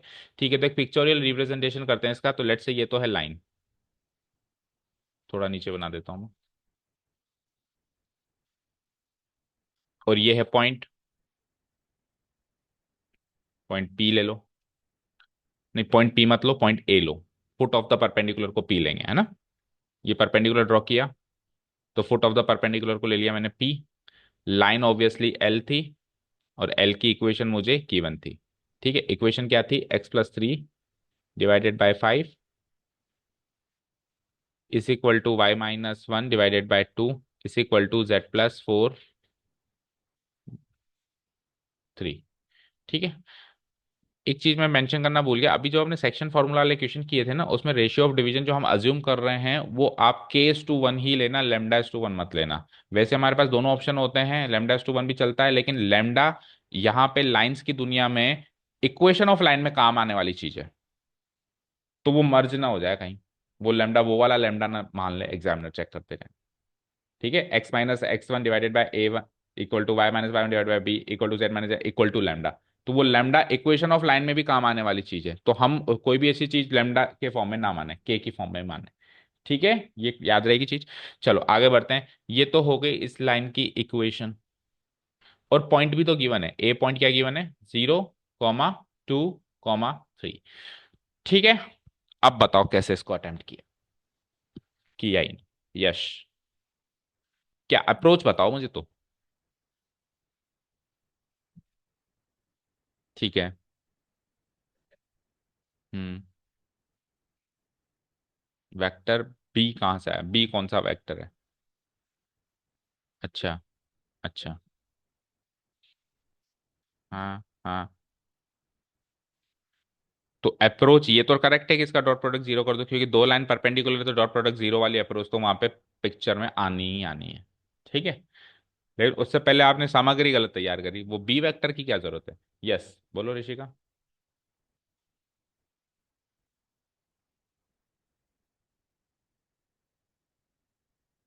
ठीक है। ठीक है। यस। Pretty much. यहाँ पे वो जस्टिफाई हो रही है, आंसर्स मेरे हिसाब से इससे आ जाएगा। आप बताओ प्रियांशी क्या करना चाहिए? एग्जाम में तो नहीं थे, लेकिन अब बताओ, जैसे मान लो अब एग्जाम में आया, ये सवाल आपके सामने आया, तो क्या करना चाहिए इसमें? पी पॉइंट के कोऑर्डिनेट्स मिसिंग है foot of the perpendicular, right. तो हाल फिलहाल इसको x1 y1 z1 मान लें। जो मिसिंग है x1 y1 z1। ठीक है। ओके, अब देखो प्रिया, इसमें ऋषिका, आपने इसकी इक्वेशन बनाई एपी की। आपने एपी की क्या बनाई? इक्वेशन। क्यों? क्योंकि लाइन एल की इक्वेशन गिवन है। तो सपोज करो इस लाइन की इक्वेशन गिवन है, ध्यान से देखो, और इस लाइन की इक्वेशन गिवन है, इसकी भी गिवन है, इसकी भी गिवन है, दोनों एक दूसरे से परपेंडिकुलर है। तो अल्टीमेटली क्या करोगे? इसके डायरेक्शन और इसकी डायरेक्शन का डॉट प्रोडक्ट 0 करोगे। a1 a2 plus b1 b2 plus c1 c2 equal to 0। अब सुनो, तो लाइन की इक्वेशन से आपको चाहिए क्या? Just direction. तो फिर इक्वेशन क्यों बनानी, डीआर से निकाल लो ना।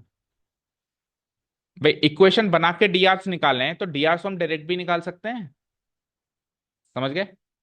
समझ गए? देखो डीआरस बनाना प्राइमरी काम है, इक्वेशन बनाना अगला काम है। तो जब डीआरसी चाहिए तो अगला काम करके उसमें से डीआरसी क्यू निकालने, करोगे तो गलत नहीं है, पूरी इक्वेशन ये बना दी जैसे आपने इसकी और इसकी, तो इसके डीआरसी निकाल सकते हैं। बट ओनली अगर डीआरसी निकालने हैं तो no need to create the equation of the second line. आप इस इक्वेशन से भी इसके डीआरस निकाल लो और उसके सीधे डीआरस निकालो और कुछ मत निकालो। ठीक है, और उन दोनों का डॉट प्रोडक्ट क्या कर दो, जीरो कर दो। एक अप्रोच तो ये हो गई।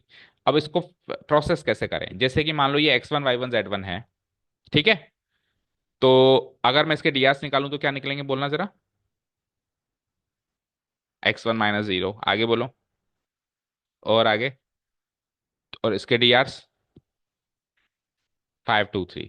ठीक है, अब ये तो हो गया, इसका डॉट प्रोडक्ट कर दिया हमने जीरो। अब इसका डॉट प्रोडक्ट जब जीरो करेंगे तो वो इक्वेशन जो is something equal to zero वाली जो इक्वेशन बनेगी, वो इक्वेशन भी तो x1 y1 z1 में बनेगी, क्योंकि वही तो मिसिंग है। तो वो इक्वेशन भी जब x1 y1 z1 में बनेगी तो x1 y1 z1 की वैल्यू तो आई नहीं। अब आगे क्या किया, अच्छा उसके बाद छोड़ दिया। ओके।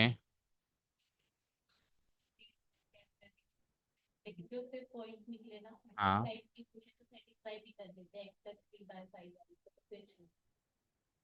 ठीक है, अब आप बताओ आयुष क्या करना चाहिए। भाई इसके बाद क्या करना चाहिए, x1 y1 z1 के डीआरस निकाल लिए, डीआरस के साथ डॉट प्रोडक्ट हमने क्या करा दिया, जीरो कर दिया। उतना तो जस्टिफाई हो रहा है, बट उसके आगे क्या करना चाहिए।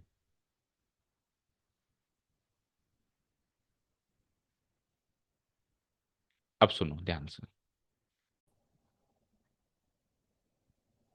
देखो बच्चों हमें क्या करना है, हमें दोनों के डीआरस का प्रोडक्ट इक्वल टू जीरो भी रखना है, because two lines are perpendicular to, these two given lines are perpendicular to each other. साथ में ये पॉइंट ऑफ इंटरसेक्शन देख पा रहे हो, ये पॉइंट ऑफ इंटरसेक्शन दोनों पॉइंट लाइंस पे ला कर रहा है, एपी पर भी और लाइन एल पर भी। तो अगर ये दोनों पे ला कर रहा है तो दोनों की इक्वेशन को सेटिस्फाई करेगा, तो हमको इसको दोनों में से किसी एक इक्वेशन में पुटअप करना पड़ेगा। क्योंकि यहाँ पे लाइन एल की इक्वेशन ज्यादा क्लियर है, तो मैं इस पॉइंट पी के कोऑर्डिनेट्स को लाइन एल की इक्वेशन में भी पुटअप करूंगा। ये दो काम करने पड़ेंगे, एक तो दोनों के डीएस का प्रोडक्ट क्या करना पड़ेगा, डॉट प्रोडक्ट जीरो करना पड़ेगा, और पॉइंट पी को हमको लाइन की इक्वेशन में पुटअप करना पड़ेगा। एपी की लाइन की इक्वेशन में नहीं पुटअप करना पड़ेगा क्योंकि वो क्लियर नहीं है, वो भी हम बनाने जाएंगे तो x1 y1 z1 की फॉर्म में बन जाएगी, न्यूमेरिक फॉर्म में नहीं बनेगी। लाइन एल की इक्वेशन ऑलरेडी न्यूमेरिक फॉर्म में गिवन है rather than x y z, तो हम इसको इसमें पुटअप करेंगे। ठीक है, अब देखो उसने कंफ्यूज करने के लिए, या वो नहीं चाहता कि आपका ध्यान इस और जाए, उसने कंफ्यूज करने के लिए आगे लैम्डा नहीं लिखा। लिखना चाहिए था उसको, लाइन की इक्वेशन तभी कंप्लीट हुई, तो उसने कंफ्यूज करने के लिए आगे लैम्डा नहीं लिखा, लेकिन हम लिखेंगे। हम क्या करेंगे, इसके आगे लैम्डा इक्वेट करेंगे, तब जाके वो लैम्डा ही वो हथियार बनेगा जो हमको इसके कोऑर्डिनेट्स पता करके देगा। ठीक है, तो इक्वल टू लैम्डा पे खत्म करो आप। अब आप एक काम करो, लेट्स से कि मैं इस लाइन के इस पॉइंट पी को मैं लाइन एल की इक्वेशन में डाल रहा हूं। देखो क्या कर रहे हैं हम, putting putting x, y, z equal to, क्या है मेरे कोऑर्डिनेट्स, हाल फिलहाल तो मेरे कोऑर्डिनेट्स x1 y1 z1 की फॉर्म में है, तो x1 y1 z1 in the equation of line L. क्यों कर रहे हैं हम ये काम, क्योंकि जो है ये पॉइंट पी ए जो है लाइन एल पर लाई करता है, तो उसके इक्वेशन को सेटिस्फाई करेगा। So we get, when we do this we get what, let's see, we get, तो बताओ इक्वेशन है हमारे पास x +3/5, तो x की जगह तो क्या आ जाएगा आपकी आज की तारीख में, x1 + 3/5। आगे बढ़ो, y की जगह हो जाता है y1 - 1/2। आगे बढ़ो, z+4 की जगह हो जाता है z1 + 4/3, and this is equal to lambda, लिखना मत भूलना। ऐसा करने से क्या हुआ, x1 y1 z1 की वैल्यू अब अपन 1 to 1 कंपेयर करेंगे, पहले इसको इससे, फिर इसको इससे, फिर इसको इससे। तो x1 y1 z1 जो मिसिंग है वो एटलीस्ट लैम्डा की फॉर्म में तो आ जाएगा, एटलीस्ट लैम्डा की फॉर्म में आ जाएगा। ठीक है, तो 1 to 1 कंपेयर करते हैं। तो यहां से x1 की वैल्यू बोलो, बोलो 5 λ - 3, राइट। ओके, 5 λ - 3। आगे बोलो y1 की वैल्यू बोलो, y1 की वैल्यू बोलो, तो y1 की वैल्यू आ जाएगी 2 λ, 2 λ - 1 का +1। ठीक है, z1 की वैल्यू बोलो 3 λ, और +4 का -4। चलो, तो x1 y1 z1 की वैल्यू लैम्डा की फॉर्म में तो आ चुकी है। अब वही करना है कि डी आर्स निकालने दोनों के, और दोनों का डॉट प्रोडक्ट 0 रखना है, दैट्स इट। तो डी आर्स ऑफ एक एक करके निकाल दे, ये एक सेक्शन कंप्लीट हुआ इसका ना। अब अपन D Rs of line l निकालना तो बहुत आसान है, पहले उसी के निकाल के छोड़ दो। D Rs of line L, D Rs of line L, ठीक है। D Rs of line L को लेट से मैं A1 B1 C1 से डिनोट करा देता हूँ, ठीक है। तो A1 B1 एंड C1 क्या है, ये नीचे के कंपोनेंट्स 5 2 3, दैट्स इट। डायरेक्शन तो नीचे इक्वेशन की मैंने तो नीचे दिखाई देती है, 5 2 3। अब आप डी आर्स ऑफ AP निकालो जो इससे परपेंडिकुलर है।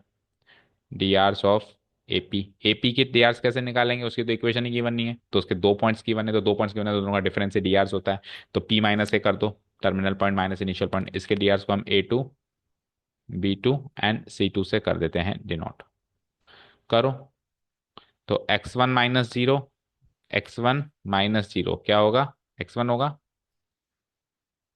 ठीक है। x1 - 0 x1 होगा।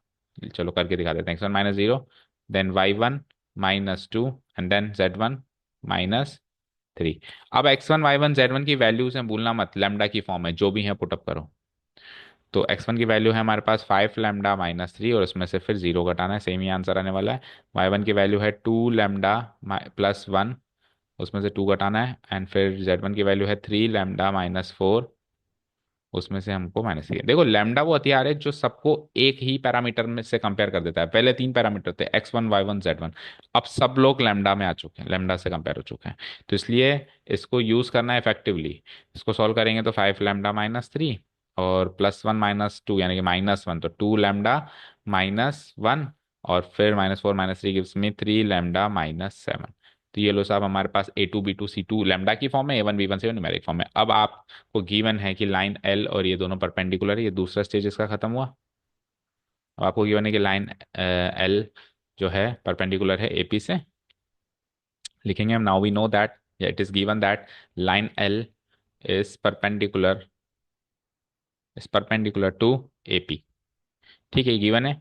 तो इम्प्लाइज व्हाट, इनका डॉट प्रोडक्ट कर देते हैं हम 0, इम्प्लाइज व्हाट, इनका डॉट प्रोडक्ट यानी A1 B1 A1 B2 sorry, A1 A1 A2 plus B1 B2 plus C1 C2 equal to 0।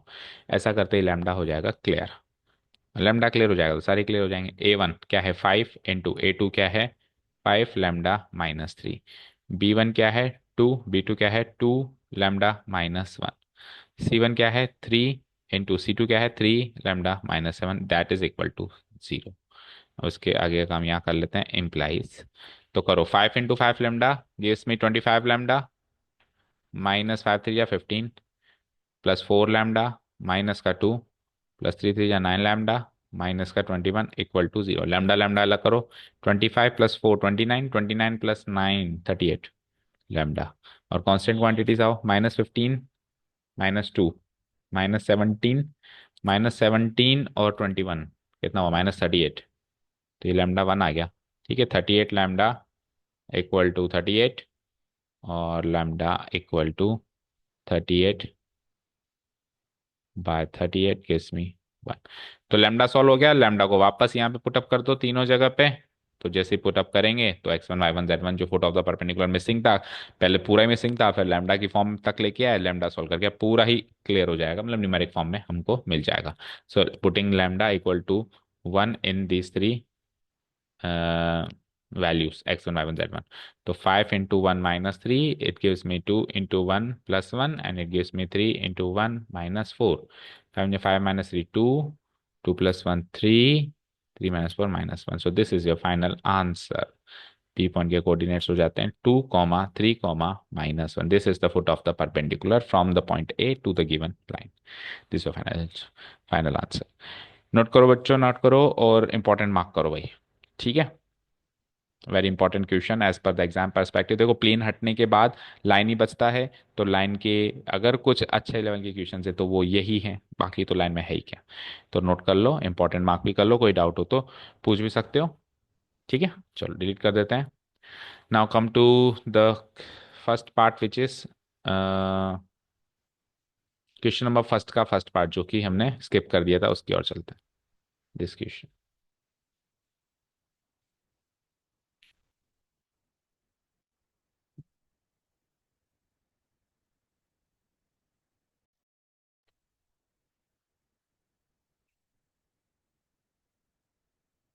Okay, let's come to question number 1।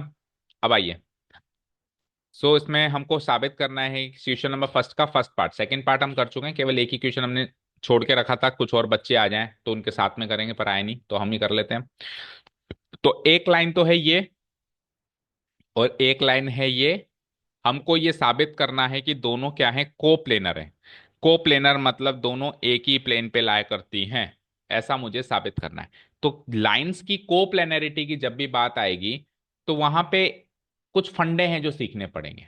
ठीक है, एक फंडा है जिसको हम बोलते हैं, एक कॉन्सेप्ट है जिसको हम बोलते हैं स्केलर ट्रिपल प्रोडक्ट।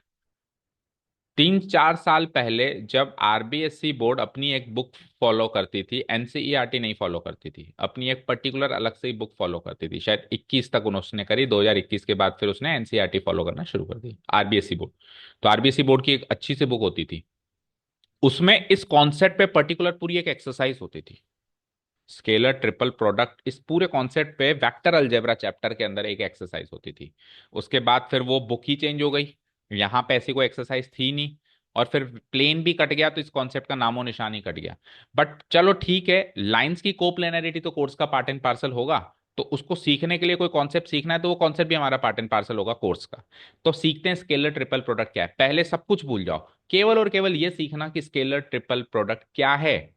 तो फिर आऊंगा मैं सवाल पे, अभी सवाल पे ही नहीं आ रहा हूं। ओके, तो बहुत सरल सी बात सुनना, बहुत ही इजी है, एक बार में समझ में आ जाएगा। देखो मेरे पास 3 वेक्टर हैं, ट्रिपल आ रहा है मतलब 3 वेक्टर्स तो होंगे, vector A, vector B, vector C. अगर मैं वेक्टर ए का डॉट प्रोडक्ट वेक्टर बी और सी के क्रॉस प्रोडक्ट से कर दूं, तो इसका जो आउटपुट आएगा, जो आंसर आएगा, उस आंसर को बोलते हैं इन 3 वेक्टर्स का स्केलर ट्रिपल प्रोडक्ट। अब ऐसा क्यों बोलते हैं?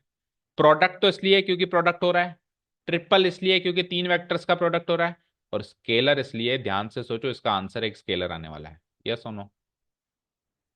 भाई इन दोनों का क्रॉस प्रोडक्ट एक वेक्टर, और वेक्टर का डॉट प्रोडक्ट क्या आएगा? स्केलर आएगा। इसका जो फाइनल आंसर आएगा वो एक न्यूमेरिक वैल्यू, एक स्केलर वैल्यू निकल के आएगी, नहीं आएगी? तो स्केलर ट्रिपल प्रोडक्ट नाम इसलिए पड़ गया क्योंकि इसका आंसर एक स्केलर आने वाला है। सिमिलरली वेक्टर ट्रिपल प्रोडक्ट भी होता था, उसमें कुछ नहीं होता था, बस डॉट की जगह क्या हो जाता था?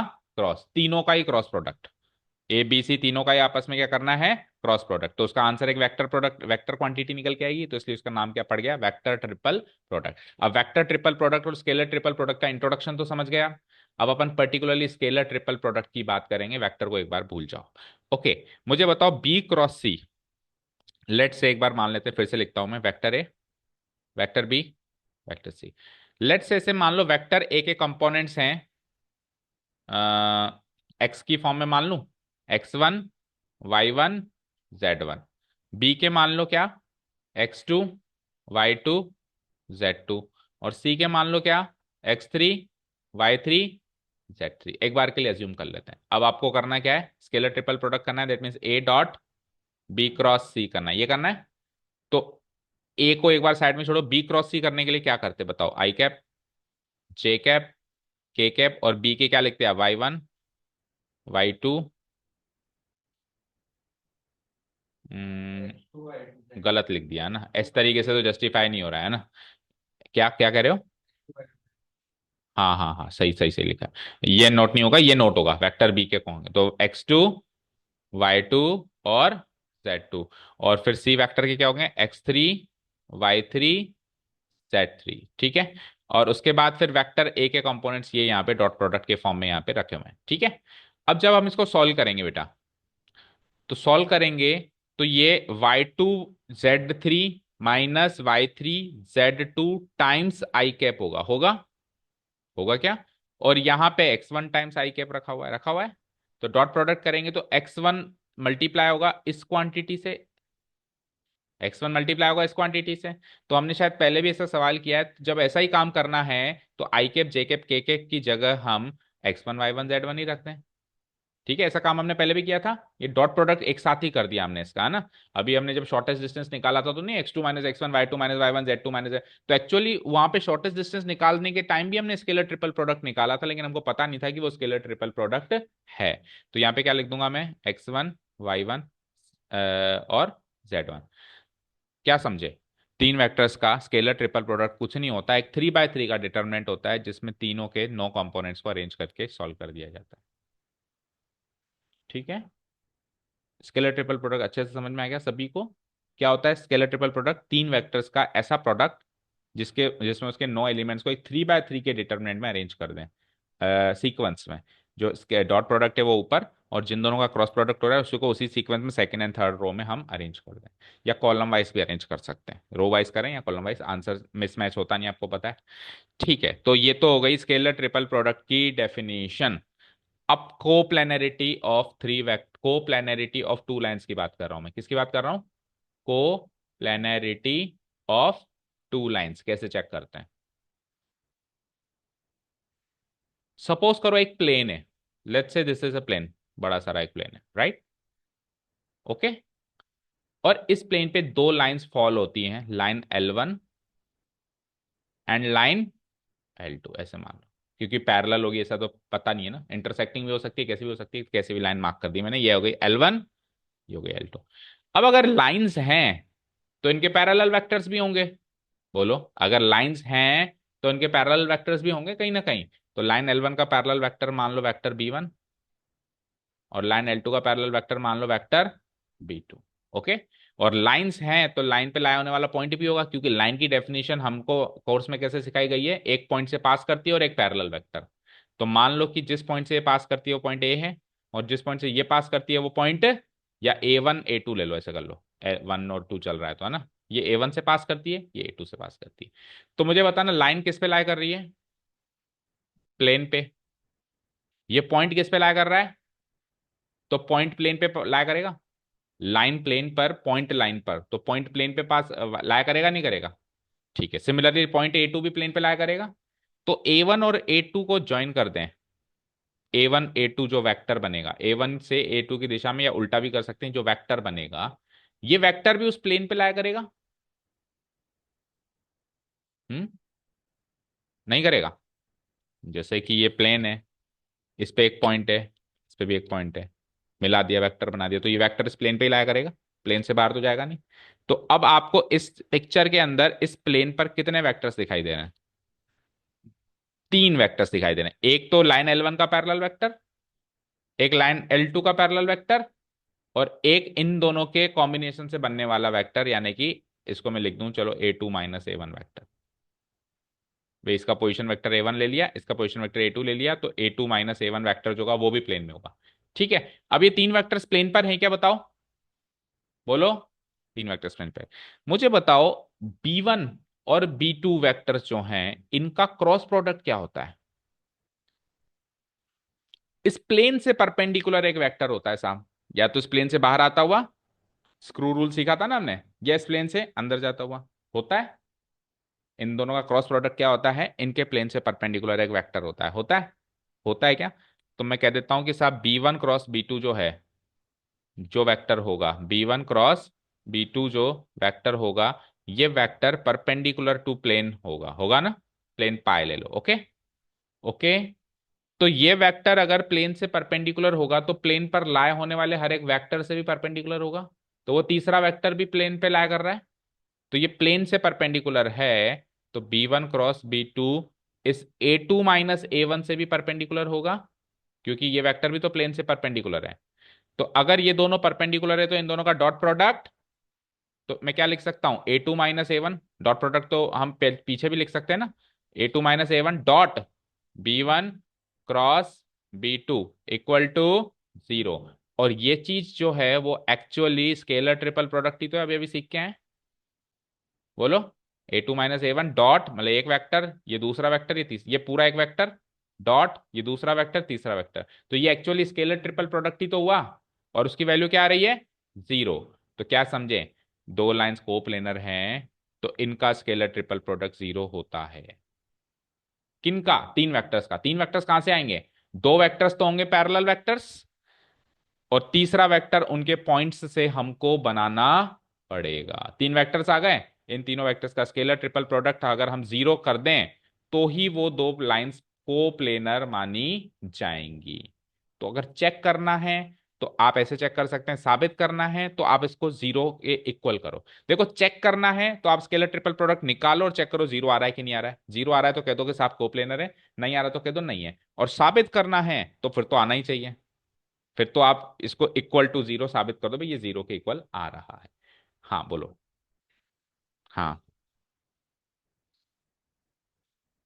हाँ, तो कई सारे कॉन्सेप्ट्स हो जाते हैं जो हम अलग कॉन्सेप्ट के हिसाब से अलग कर रहे हैं, अलग कॉन्सेप्ट के अलग कर रहे हैं, लेकिन अल्टीमेटली मैकेनिज्म सेम निकल के आ रहा है। ठीक है। ओके।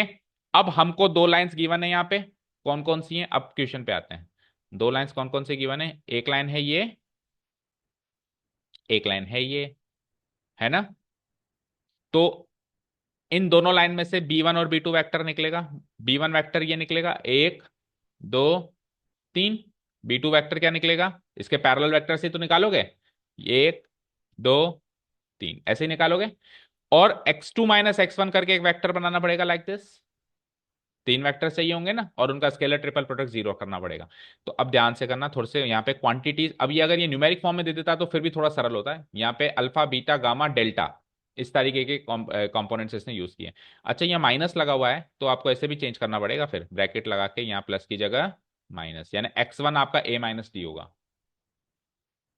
ठीक है, ये आपका ए ही हो जाएगा, नो प्रॉब्लम। और ये क्या हो जाएगा, ए प्लस टी। इधर आओ, इधर क्या हो जाएगा, माइनस, वो चेंजेस भी करने पड़ेंगे। ये बी हो जाएगा और ये क्या हो जाएगा, बी प्लस सी। यहाँ तो कोई डाउट नहीं है।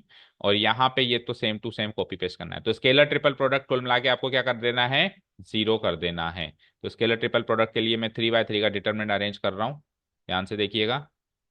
पहली रो कैसे निकाल, चलो दूसरी और तीसरी रो लिख देते हैं, वो सरल है लिखना।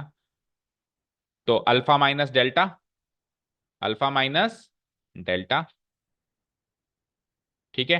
फिर इधर ओनली अल्फा, फिर इधर अल्फा प्लस डेल्टा, ठीक है। तीसरी रो बताना जरा, बीटा माइनस गामा, और आगे बोलना जस्ट बीटा, और ये क्या हो जाएगा, बीटा प्लस गामा। अब पहली रो कैसे बनाते हैं, x2 minus x1, y2 minus y1 और z2 माइनस z1। तो ये क्या होगा, b माइनस सी माइनस ए माइनस टी, ऐसा है कुछ, है ना। तो ये कुल मिला के सॉल्व होने के बाद कैसे दिखाई देगा, b माइनस सी माइनस ए, और माइनस है तो प्लस डी। तो चारों ही कंपोनेंट्स आ गए बी सी ए डी, है ना। ठीक है, समझ आया। ये अभी केवल और केवल इसका पहला कंपोनेंट है। और दूसरा कंपोनेंट बताओ, ये क्या होगा, जस्ट बी माइनस ए। और तीसरा कंपोनेंट बताओ आखिरी, बी प्लस सी, बी प्लस सी माइनस ए प्लस डी। तो प्लस है तो फिर माइनस लगा दूं, माइनस डी। तो ये हो गया इसका दूसरा कंपोनेंट और ये पहला कंपोनेंट। ठीक है, क्लियर है क्या। थोड़ा सा बाहर से इधर खींच देता हूं। ओके। अब आपको साबित करना है कि इसकी वैल्यू जीरो है। सवाल घूम फिर के ये हो गया कि ये डिटर्मिनेंट की वैल्यू जीरो है, ऐसा साबित करो। अब मुझे कोई ये बताएगा इस डिटर्मिनेंट को कैसे सॉल्व करेंगे, कैसे। जेई के फंडों पे आ गए बाप। देखो, डिटर्मिनेंट्स में हमारी प्रॉपर्टीज ऑफ डिटर्मिनेंट्स वाली एक्सरसाइज ओमिटेड है, सेकंड एक्सरसाइज। ठीक है, जिसमें अपन कॉलम्स को रोज को ऐड करते थे, सबट्रैक्ट करते थे। ठीक है। तो अब मुझे बताओ कितने बच्चे ऐसे जिन्होंने वो प्रॉपर्टी सीखी है, जैसे कॉलम्स को ऐड कर दो, रोज को ऐड कर दो, इजी बना दो डिटरमिनेंट को। आपने सीखी है, आपने सीखी है ऋषिका, ओल्ड बुक में एक्सरसाइज 4.2 डिटरमिनेंट्स की सेकंड एक्सरसाइज, जिसमें अपन प्रॉपर्टीज यूज करते हैं। हाँ, कॉमन ले लो डिटरमिनेंट से, एलिमेंट में से कॉमन ले लो। थोड़ा बहुत सीखा है, सीखा है आपने प्रियांशी, आपने, क्योंकि हट गई तो देखा ही नहीं। चलो, अब देखो, अब नहीं सीखा तो उनको पास तो कोई और चारा है ही नहीं, डिटरमिनेंट निकालो बैठ के। 3 बाय 3 का डिटरमिनेंट निकालने का जो तरीका होता है, यूजिंग एक्सपेंड करो, या तो रो वन के रो टू के रो थ्री के, या कॉलम वन के कॉलम टू के कॉलम थ्री, आंसर कट कटा के जीरो मिलने वाला है। अब जिन्होंने सीखा है, और आपको भी थोड़ा बहुत सीखना चाहिए, तो बेटा हम क्या कर सकते हैं, एक डिटरमिनेंट में कभी भी किसी भी दो कॉलम्स को ऐड करके किसी भी कॉलम में फिट कर सकते हैं, मतलब उन दोनों में से किसी एक कॉलम में फिट कर सकते हैं। समझ गए, नहीं समझे। जैसे कि मान लो कि मेरे पास है, इसको थोड़ा सा अरेंज ढंग से करने दो, ये अलाइन नहीं दिखाई दे रहा है ना। अल्फा और बीटा इधर लिखने दो ताकि फिर समझ में आएगा। बोलना एक बार, ये क्या था, अल्फा और, यहाँ पे क्या था, अल्फा और बीटा, और यहाँ पे क्या थे, अल्फा प्लस डेल्टा, और यहाँ क्या थे, बीटा प्लस गामा। देखो अब आप पहले प्रॉपर्टीज पे ध्यान दो। सपोज करो मेरे पास एक इजी रख रहा हूँ, मेरे पास एक डिटर्मिनेंट है 3 4 6, कुछ भी ले लेता हूँ, -2 0 1 5 6 3। इसकी कुछ भी आंसर होगा, इसका कुछ भी आंसर होगा। तो अगर मेरी मेरी मर्जी हुई, मैंने क्या करा, ये C1 और ये C2 को प्लस कर दिया, और प्लस करके या तो C1 में रख दिया या C2 में रख दिया, या तो C1 में रख दिया या फिर किस में रख दिया, C2 में। तो सपोज करो मैंने C1 में रख दिया, तो 3 + 4 7, -2 + 0 -2, 5 + 6 11। बाकी कॉपी पेस्ट नो चेंज, बाकी कॉपी पेस्ट नो चेंज। अब इसका डिटरमिनेंट निकाल लेना और ऊपर का निकाल लेना, सेम निकलेगा। दोनों का डिटरमिनेंट क्या निकलेगा, सेम निकलेगा। तो इस तरीके से किसी भी दो कॉलम्स को ऐड करके उन दोनों में से कहीं भी फिट कर सकते हैं, किसी भी दो रोज को ऐड करके या सब्ट्रैक्ट करके उन दोनों रोज में से कहीं फिट अप कर सकते हैं। ये प्रॉपर्टीज ऑफ डिटर्मिनेंट्स ने हमको बताया, ठीक है, जो कि नए बच्चों को अभी तक नहीं बताया मतलब हट गया, ओल्ड बच्चों को पता है, और या फिर कोई एंट्रेंस फाइट कर रहा है तो उनको पता है ये चीज। तो इसका तो सामना करना पड़ेगा, क्योंकि आज नहीं तो कल आपको भी एंट्रेंस फाइट करना है, तो वहां तो सीखना ही पड़ेगा। अब जैसे ये भयानक सा ये डिटरमिनेंट दिख रहा है, ये विदाउट प्रॉपर्टीज सॉल्व करने जाओगे तो शायद मैं मानता हूँ 15 से 20 मिनट लग जाए इसको सॉल्व करने में, और विथ प्रॉपर्टी सॉल्व करोगे तो देखना मुश्किल से अभी 5 मिनट में सॉल्व हो जाएगा। ठीक है, अब आप देखो इसके कंपोनेंट्स। तो मेरे को कॉलम 1 और कॉलम 3 के कंपोनेंट्स आइडेंटिकल लग रहे हैं, मतलब मिलते जुलते से लग रहे हैं, लग रहे हैं। कॉलम 1 और कॉलम 3 के कंपोनेंट्स आइडेंटिकल लग रहे हैं, ये बताओ, बोलो। तो मैं क्या करता हूँ, कॉलम 1 और कॉलम 3 को ऐड कर देता हूँ। क्या कर देता हूँ, कॉलम 1 एंड कॉलम 3। तो आपने जो प्रॉपर्टी लगाई है वो ये लगाई है कि C1 को आप चेंज कर रहे हो C1 + C3, समझ आया। C1 की जगह अब आप C1 और C3 का सम लिख रहे हो, ओके। तो हम क्या कर देंगे, इक्वल टू, करो सम जरा। तो बी और बी, 2B, बोलो, बी और बी 2B। आगे बढ़ो, -C + C कट गया, -A -2A, and +D cut गया, ओके। इन दोनों को भी जोड़ो, तो alpha plus alpha, twice of alpha, और minus delta plus delta cut गया। थर्ड वाले को भी जोड़ो, तो beta plus beta, twice beta, और minus gamma plus gamma cut गया। बाकी के साथ नो चेंज। अगर आपने C1 को चेंज किया है तो C2 एक बार में एक ही चेंज होगा। आप अगले स्टेप में C2 के साथ भी काम कर सकते हो, C3 के साथ भी काम कर सकते हो, लेकिन एक बार में एक ही होगा। तो अब जब आपने C1 के साथ काम किया तो C2 C3 में no change, B - A alpha beta, आगे बढ़ो, B + C - A - D। ऐसा मत करना कि सर इसमें से इसको दे दिया तो अब इसके कम तो करो ऐसा नहीं है कि इसमें से कंपोनेंट्स हमने उसको दे दिए तो उसके कम कर दें, ठीक है ना, वो कॉपी पेस्ट होंगे, okay. B + C - A - D, alpha plus delta, and beta plus what, gamma, okay. अब आप ध्यान से देखो, फर्स्ट एंड सेकंड कॉलम में, फर्स्ट एंड सेकंड कॉलम के कंपोनेंट्स एक दूसरे के प्रोपोर्शनल है क्या, नहीं है, बताओ। इसको मैं ट्वाइस ऑफ बीटा माइनस ये 2 हटा के अल्फा लिख सकता हूं, ये इसका ट्वाइस है, ये इसका ट्वाइस है। तो एक डिटर्मिनेंट इतना तो पड़ा होगा, एक डिटर्मिनेंट में कोई भी दो कॉलम्स के कंपोनेंट्स अगर आइडेंटिकल हो या प्रोपोर्शनल हो तो उस डिटर्मिनेंट की वैल्यू 0 होती है। ये भी नहीं पढ़ा, तो फिर उसको भी पढ़ो। देखो इधर पढ़ो, फिर तो आपने बेटा बहुत कुछ नहीं पढ़ा। देखो इधर है 1 2 3, इधर कुछ भी ले लो, 7 9 10। अब अगर मैंने नीचे भी 1 2 3 रख दिया तो आइडेंटिकल हो गए। अब इसको सॉल्व करो, 0 आएगा, करके देख लो चाहे से। चलो 1 2 3 मत रखो, प्रोपोर्शनल रख लो, दुगना कर दो उसका, 2 4 6, ये इसका प्रोपोर्शनल हो गया, अभी भी आंसर 0 आएगा। तो या तो आइडेंटिकल आ जाए, और या फिर प्रियांशी करके देख रही है, मुझे विश्वास नहीं होता सर, करके दिखाओ ये 0 आ रहा है, चलो देखो करके दिखाते हैं। देखो देखो देखो, तो बताओ, वन एक्सपेंडिंग अलोंग रो 1 चलते हैं, तो 1 × 9 6 = 54 -40 बोलना, 14। उसके बाद -2 × ये गया, ये गया, 7 6 = 42, -20, 42 -20 22। और उसके बाद +3 × ये गया, ये गया, 7 4 = 28, 28 -18 10, करो सॉल्व। तो ये होगा 14 -44 प्लस 30 + 14, 44 - 44 0। अब ये एलिमेंट्स मैंने अभी आपके सामने ऑन द गो रखे हैं, ऐसा नहीं मैं कोई सेट करके आया था घर से और उसी हिसाब से 0 सब में आएगा।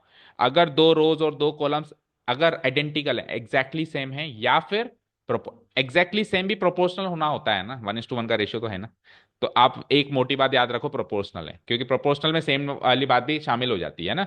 तो उसकी डिटरमिनेंट की वैल्यू क्या होती है, 0, कॉलम में भी होगी। तो यहाँ पे C1 और C2 क्या है, C1 is twice of C2 है ना। तो प्रोपोर्शनल हो गया ना, हो गया।